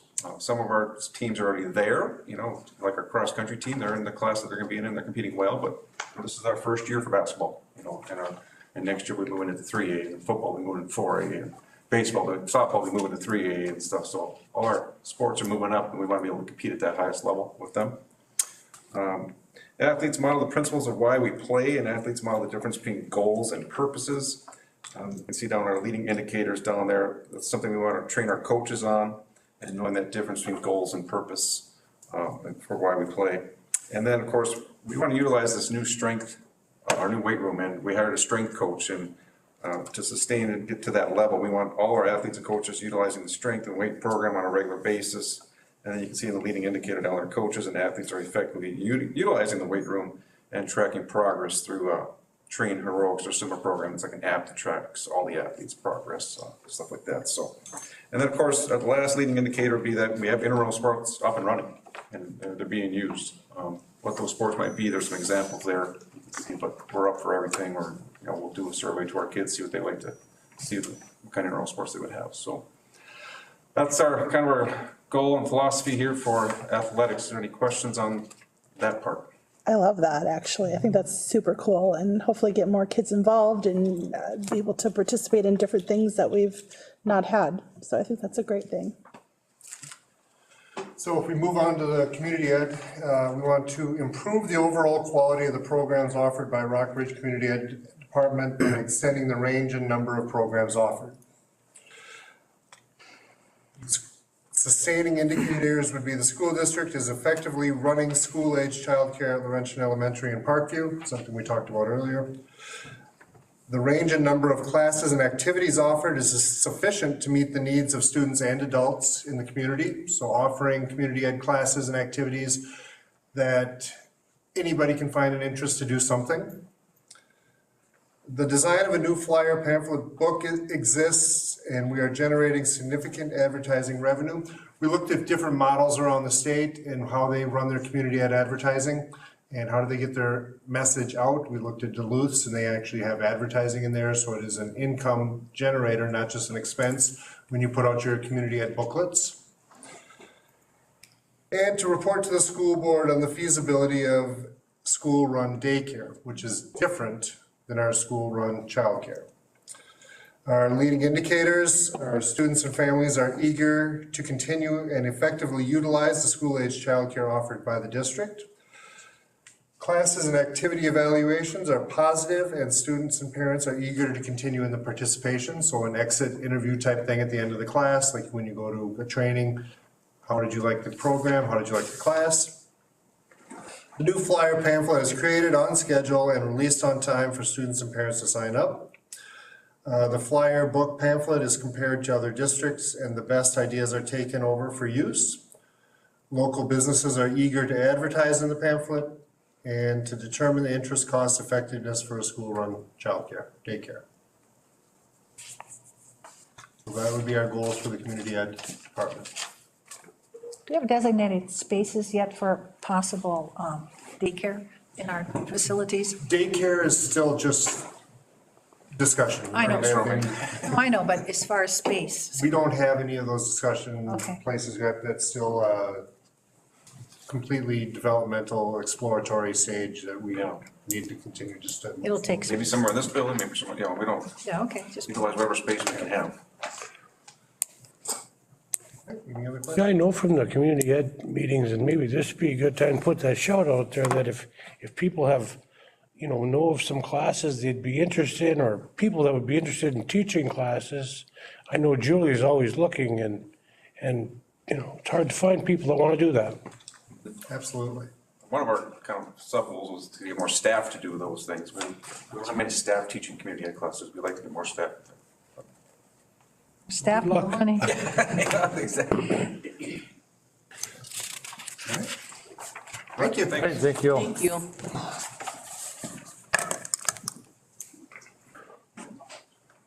We're running out of people. We'll move on to 6. Is that every, Donors. Yep, fundraising's up. fundraising? I thought that was at 5 point. No. I was deep into a novel. Strategic. Yeah. Oh, okay. And we've got more, school to work You engagement. really, Hello. they're ditching you, Willie. No, I don't. Thank you guys for coming. I didn't listen to a word they said either, so see, we're even. All right, I'm here for fundraising and school to work engagement. I'll talk about the fundraising one first. We want to recognize and reach out to potential donors that match district purchasing needs and wants. And in the sustaining, we talk about, I need new glasses. I wonder if that can come in there. We will achieve agreements with these alumni for both donations and sponsorships and support.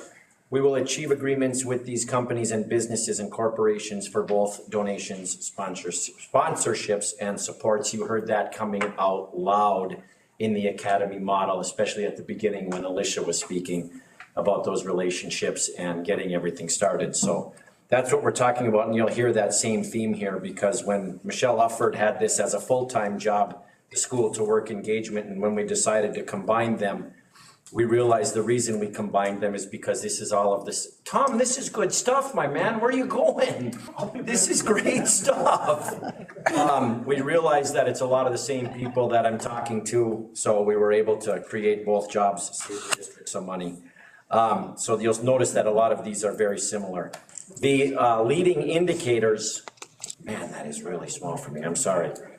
We hope that alumni, and they already are, so thank you very much, are contacting Rockridge because they heard of the alumni opportunities. We hope that the businesses are contacting Rockridge, and they already are because they heard of these great opportunities that we are providing to their students, which will then be providing to their businesses. We hope that, and we already have created alumni lists and old term databases, love that term. The alumni webpage is already up and running. It is shared on this sheet, as you can see at the top, at alumni.rrps.org. And business lists of contacts are already formed and constantly being updated and added to. Any questions on the fundraising sheet? Is it supposed to be alumni@rrps.org? It is not. It's just. That would be an email address of what you said. This is alumni.rrps.org is the correct web address. Okay. Anytime that there's an @ oftentimes that's in an email address. So that is correct. If you click on that with your finger right now, it'll just show up on your computer. Just kidding. But if you, when Dr. Schmidt releases this to you guys, when you're everything, that will be a live link for everybody to see. But that's been up and running for a while. It's a really cool site if you haven't been there. Go check it out. From just two and a half years ago, it's been up and running, and we have the story from Jostens on there. We have the podcast with Brian Radines in there. We have all kinds of information for people to go check it out. So hopefully they will.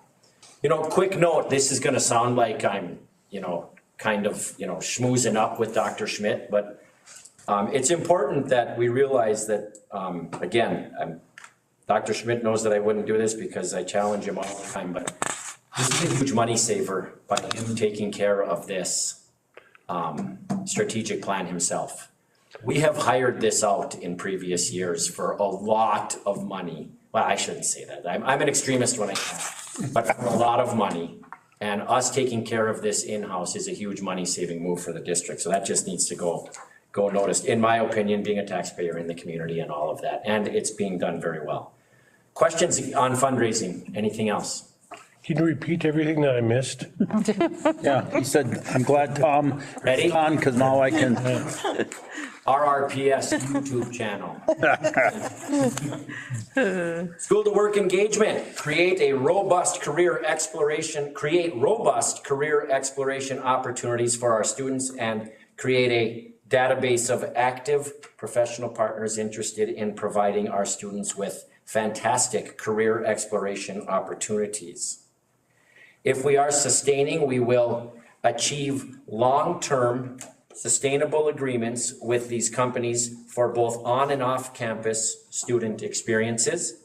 And we will provide this program to grades 10 through 12 students. That means we're sustaining this. The leading indicators are students and teachers are motivated to create and participate in student work experiences. And companies and businesses are motivated to create and participate in student work experiences. The audience is laughing. No. Except for a couple over here. They're still here. Thank you for staying. I'll pay you later. We've got the. Remember to say what a great job I did. Well, you can't talk yet. That's right. But when that opportunity comes. How much you paying Bobby to come back? Yeah, he came back. He forgot his keys. No, teasing. Any questions on the school to work engagement? This is a monster for our district. This is going to be fantastic. It's already, as In Excess would say, alive and kicking. It is really flying. We have big speakers coming tomorrow. Again, on Wednesday, we have our kids from Clennon's class going out into the communities here, second semester.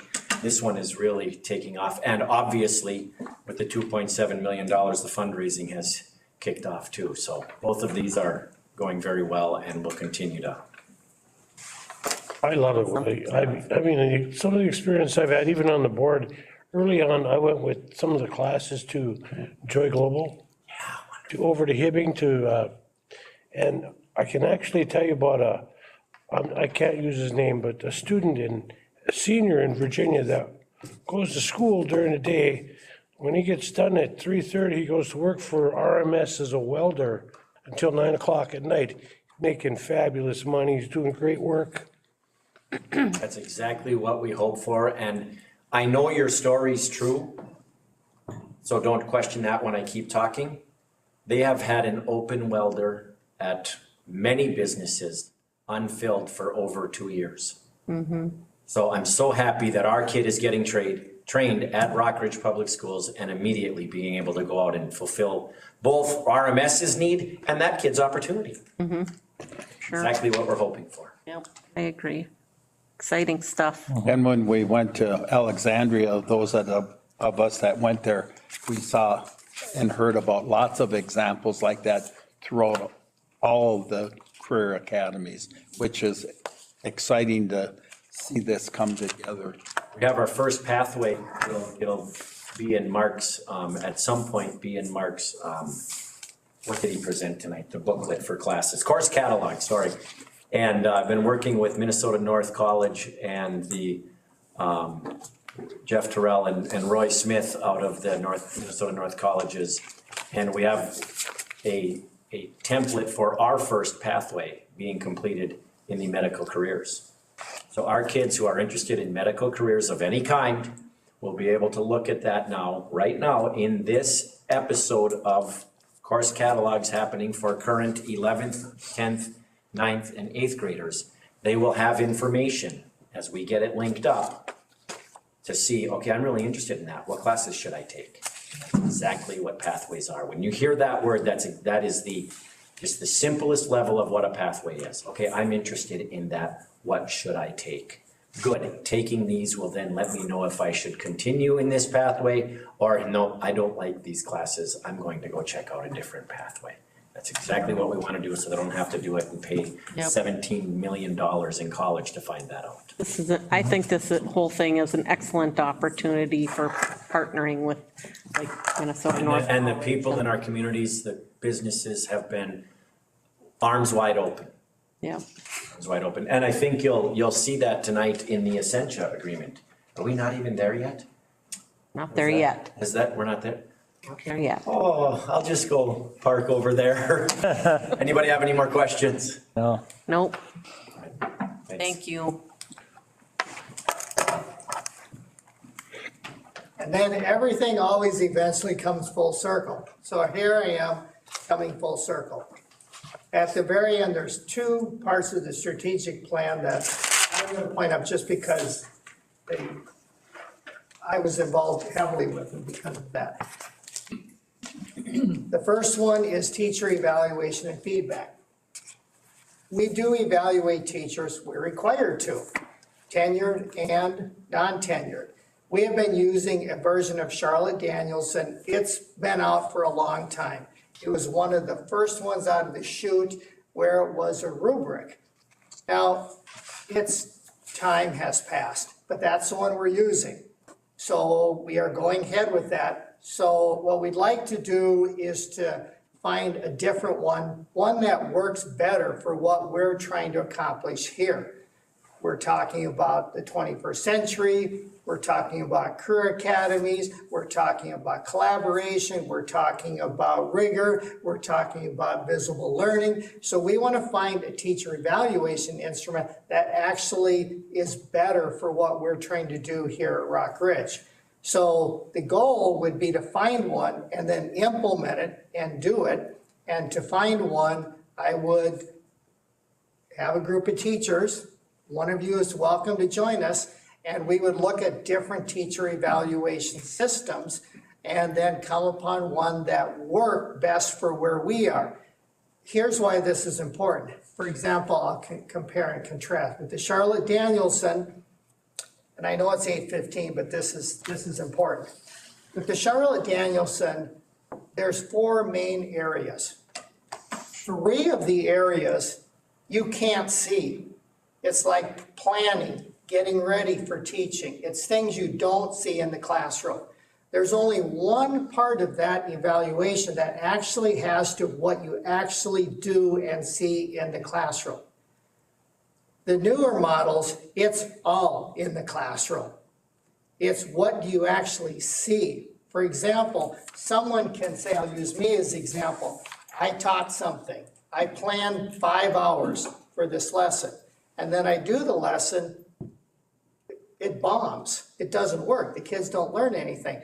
So you would rate me high as far as planning goes, and I get good marks because I spent a lot of time. But I get low marks probably because I didn't implement it very well. The most important thing is what we know about teachers and classrooms. It's what actually happens in the classroom. It doesn't matter what happens outside the classroom. It does. But what's more important is what actually happens in the classroom. We want teachers to say, I taught it. And we want kids to say, I know it. We don't want teachers saying, I taught it, and kids saying, I don't know I don't remember it. You don't want that. So we want an instrument that works better for us. And then how do we know that it would work on the leading indicators? One is that teachers find it useful. This seems like a duh, but we want teachers to get useful information from we want them actually to want the principal to show up and evaluate them. It's a happy moment. I'm not kidding. I'm not making this up. We want teachers to be happy when they do the evaluation because they know they're gonna get good feedback, they know it's gonna be worthwhile, and they know it's gonna actually help them in the classroom. It's not a dog and pony show. So that's some of the main leading indicators that we would be looking for. And principals view it as one of their most important jobs, bar none. Talking to teachers and improving instruction. That is their most important job. So that's the one we're proposing on the teacher evaluation one. Any questions on that one or comments? Then I'll go to the last one. Student enrollment. This, everything you've heard so far funnels into this. It really does. So this is a goal where we want to increase enrollment. But we just don't want to say we want to increase enrollment. There's a specific number here. And within 5 years, we want to hit a certain number. If we hit that number, we're talking about hundreds of kids that we have that are currently not in the Rockridge system. How do we hit that? It's simple. It's really not that complex. That we have kids in the area, they want to come to Rockridge. Boom, this is it. They want to come here. We have parents who love Rockridge. What they're getting for their child, they want. They want to come to Rockridge. We have staff, teachers who love working here. They want to come here and they spread the word. Everybody knows they love working here. Those seem like simplistic leading indicators, but if you don't have those, you're not going to get the enrollment. So that's what this one would be on the student engagement and enrollment that we're proposing.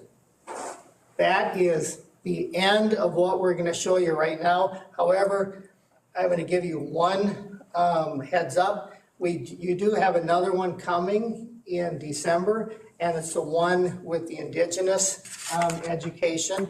We just had the meeting, Tim, you were there, the meeting with the tribe, a meeting that occurs, and so we do have another strategic plan coming. That one just happened, so we just haven't made it yet. And so we do have one with our minority population kids, and that one is coming next. So there is one more coming that you'll see in December.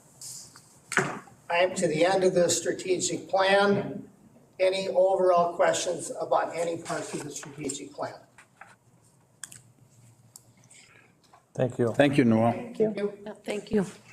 You're going to sit down and you're going to come right back with I'm going to stay number right 6. here, Director. 6.1, consider approval of MOU between Education Minnesota Rockridge and Independent School District 2909 regarding prep time on early release Wednesdays.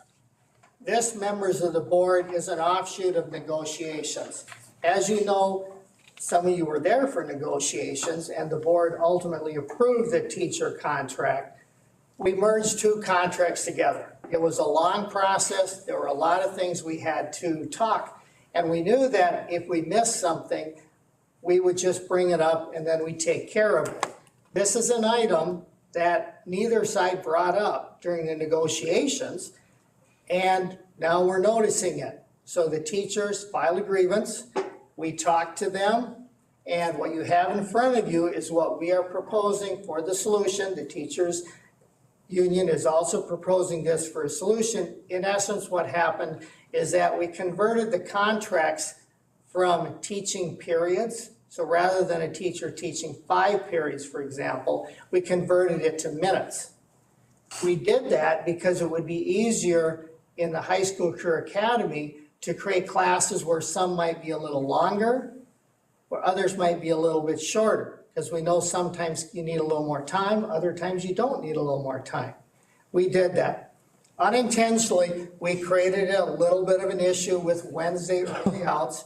The number of minutes aren't adding up on either the number of instructional minutes that teachers are teaching or the number, depending on how you're counting, the number of prep minutes that teachers have. So our proposal from the admin side and the teacher side is to let's do the MOU, and we know we're going to talk about it in the next round of negotiation and talk about it at that time.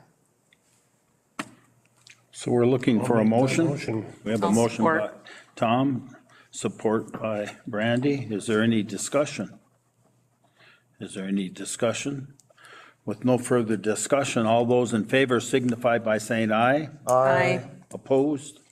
Carried unanimously. Thank you. Consider approval of learning experience agreement between Essentia Health and Independent School District 2909. Back again. You're back for the. Have you had a chance to look at it? This is a great agreement with Essentia. It's something we needed to do to get our kids in there due to HIPAA, due to all kinds of things that we found out. We couldn't just walk into Essentia and get in their doors because of wonderful protection laws that they have for everybody involved. So we worked really hard at this. Thank you to Essentia for being so willing, but this will now give us a better chance to get our kids in Essentia. So we're looking for a I will motion. make that motion. Second. We have a motion by Brandy, second by Nicole. Is there any discussion? Willie, on page 1, C, about emergency medical care, about the third line says Essentia Health. Let's see. Institution will allow Essentia to direct the course of such care for any faculty or students in its sole discretion emergency medical care. Then the cost will be charged to the student or faculty and will be their responsibility, et cetera. That sounds pretty, I don't know. In reading that, that parallels an injury to a student or an athlete on the field. Yeah. Emergency medical care? Yep. If you have a kid who gets hurt on a football field, Who suffers an illness or an injury. okay, illness on the field or an injury and needs medical care, the medical people on the field immediately just take over. Okay, if it just refers to athletics, probably that. No, I'm giving you the comparison. Oh, okay. I'm giving you the comparison. So it's already happening.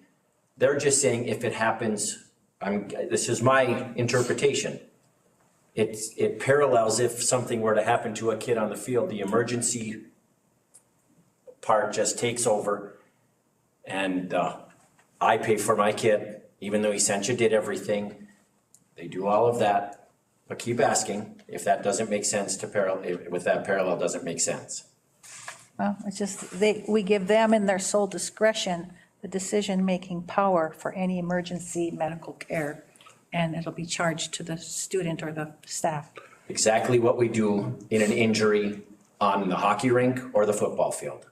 Okay.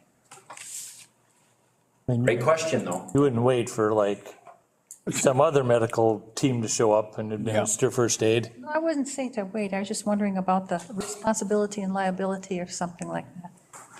And how parents are involved and their deductibles and their whatever, but you say we do it already. We've done it for a million years. The parent insurance kicks in anytime my kid gets hurt on the hockey rink or the football field, anywhere. Yeah, well, that's a good explanation. I didn't know what that meant. Thank you, Willie. Any other question? Please ask more if they come up after I know maybe. I haven't read it really. No other questions? All those in favor signify by saying aye. Aye. Opposed? Carried unanimously. Thanks again to Essentia. Thank you. You have for to sticking stick around to the end. You're in this deep, you can't leave now. 6.3, consider submitting one Rock Ridge School Board Director's name as a nominee to be placed on the Rams Board of Directors ballot. How is 3 and 4 different? I'm kind of confused there. 3 is their regular Okay, board their that they regular normally, that regular cycle, and 4 is, Replacement for Stacy. no, 4 is somebody that was on the board, did not get reelected this year. So it's going to be a one-year appointment only. On the second page, though, her term expires anyway. Yeah. She didn't okay. Yeah. Okay, that's. So what 3 and 4 are is we don't have to, But if somebody is willing to go on either a cycle for the RAM board or submit, somebody wants to go for just 1 year, if we have a volunteer. So are there, you know how my conflicts are with work and everything, and I can't make it to meetings if they're before 4 o'clock. Their meetings are all in the evening. They are? Yeah. And how frequently? Once a month, aren't they? Once a month, yeah. Do you know one day or? No, I apologize, I don't. Oh, here it is. Once a month at 6. No, it doesn't say the day. We would like to really start Monday, let's see, we'd like to start 2023, Monday, 11/21/22. We already have 6 nominations for openings on the board, so they're lagging behind. That's what the, How many openings do they have? it says, we have only received 6 nominations for 11, and then there's the additional 1 also. So, And the 6.4 is for a 1-year term. correct. And they said, yeah. So, if, And where are the meetings held? Northeast Service Co-op, I believe, is. Here in Virginia? In Mountain Iron, by the Mountain Iron School. And then sometimes they also will have them, I was on the board when I was a young man, a long time ago. We went to the solar panel place and we got a tour, and that was one of the board meetings that month. They do look at new industry and things like that. But most of them are held at the Northeast Service Corps. Okay, so 6.3, how long is that for? Nominee to be placed on the Rams Board of Directors ballot. It's 2-year term on the first page, Yep. Didn't see that. from January of this coming year till the end of 2024. I moved to put, on 6.3, move to put Tim Reardon's name on there, or you can't? Huh? He's on You can, huh? Oh, I could. everything else. I know. You're on everything else. Yeah, no, I could, but I think somebody else should. I'd be willing to sit on for the year, for the 1-year term. We can just skip the one if nobody, and I'll be interested, I Yeah. would do it. I would, the first, do you need a nomination? 6.3? I'd nominate. Oh, thank you. I'd do both. I'd support that. Nominations. so then that would be the only one we'd be able to fill then. Nicole, let's see, so we have Polly Yeah, nominate. and I'll support. and Brandy support to nominate Nicole for the full term. Yes, that's interested in it, so. Yeah, she's interested. You'll be fine. No, you'll be fine. You'll be fine. Is there any discussion? With no further discussion, railroad through. All those in favor signify by saying aye. Aye. Opposed? Abstain? And 1 abstention. 5-0 with 1 abstention. Very good. We'll get your name into Ms. Rukavina there tomorrow. Thank you. Now for the 1-year one, if we have to nominate, I'll nominate Brandy. I'll second. Not for that one? You can have, Oh, just one from a board? well, what it would do, it would play one off of the other. You can't have more than one person from a school district. And I'm good with that. I'm sorry, I didn't realize that. No, It's all right. No, you're- Congratulations. I would prefer. You'll be Okay. just fine. Yeah, that'll be. Very good. Okay. Free lunch every month. Thank you though, Polly, for a potential nomination. Okay. 6.4 now? 6.4, we can't. So we'll go with the meetings announcement. There will be a negotiation admin committee meeting Wednesday, November 30th, 2022 at 4 PM at the Rock Ridge Administration Building for the superintendent contract. Our regular next board meeting will be on Monday, December 5th at 5 PM, That's a closed session. Closed session. Regular meeting. Okay. a closed session. And then we will also schedule a negotiation admin committee meeting for Wednesday, December 7th at 4 PM. And then our next regular board meeting will be Monday, December 12th at 6 PM here at Rock Ridge Admin Building. Motion to adjourn. No, where's the truth and taxation that same night in December? We have a truth and taxation meeting in December, don't we? I think that was. Yes. Oh, supposed to be. Typically, we have those before regular board. For, I'll say we'll have before the December 12th meeting, Yeah. Correct. we'll have the truth and taxation Is meeting. it on our tax forms already, the date and time? Yeah, It is. Okay, yeah, I I just didn't know what time. I looked at my, Finance committee, you will be getting an email from me, the finance committee. but good, thank you, Paulie. Motion to adjourn? Motion by Brandy. Support. Second by Tom. All those in favor signify by saying aye. Aye. Opposed, carried. Thank you. Thank you.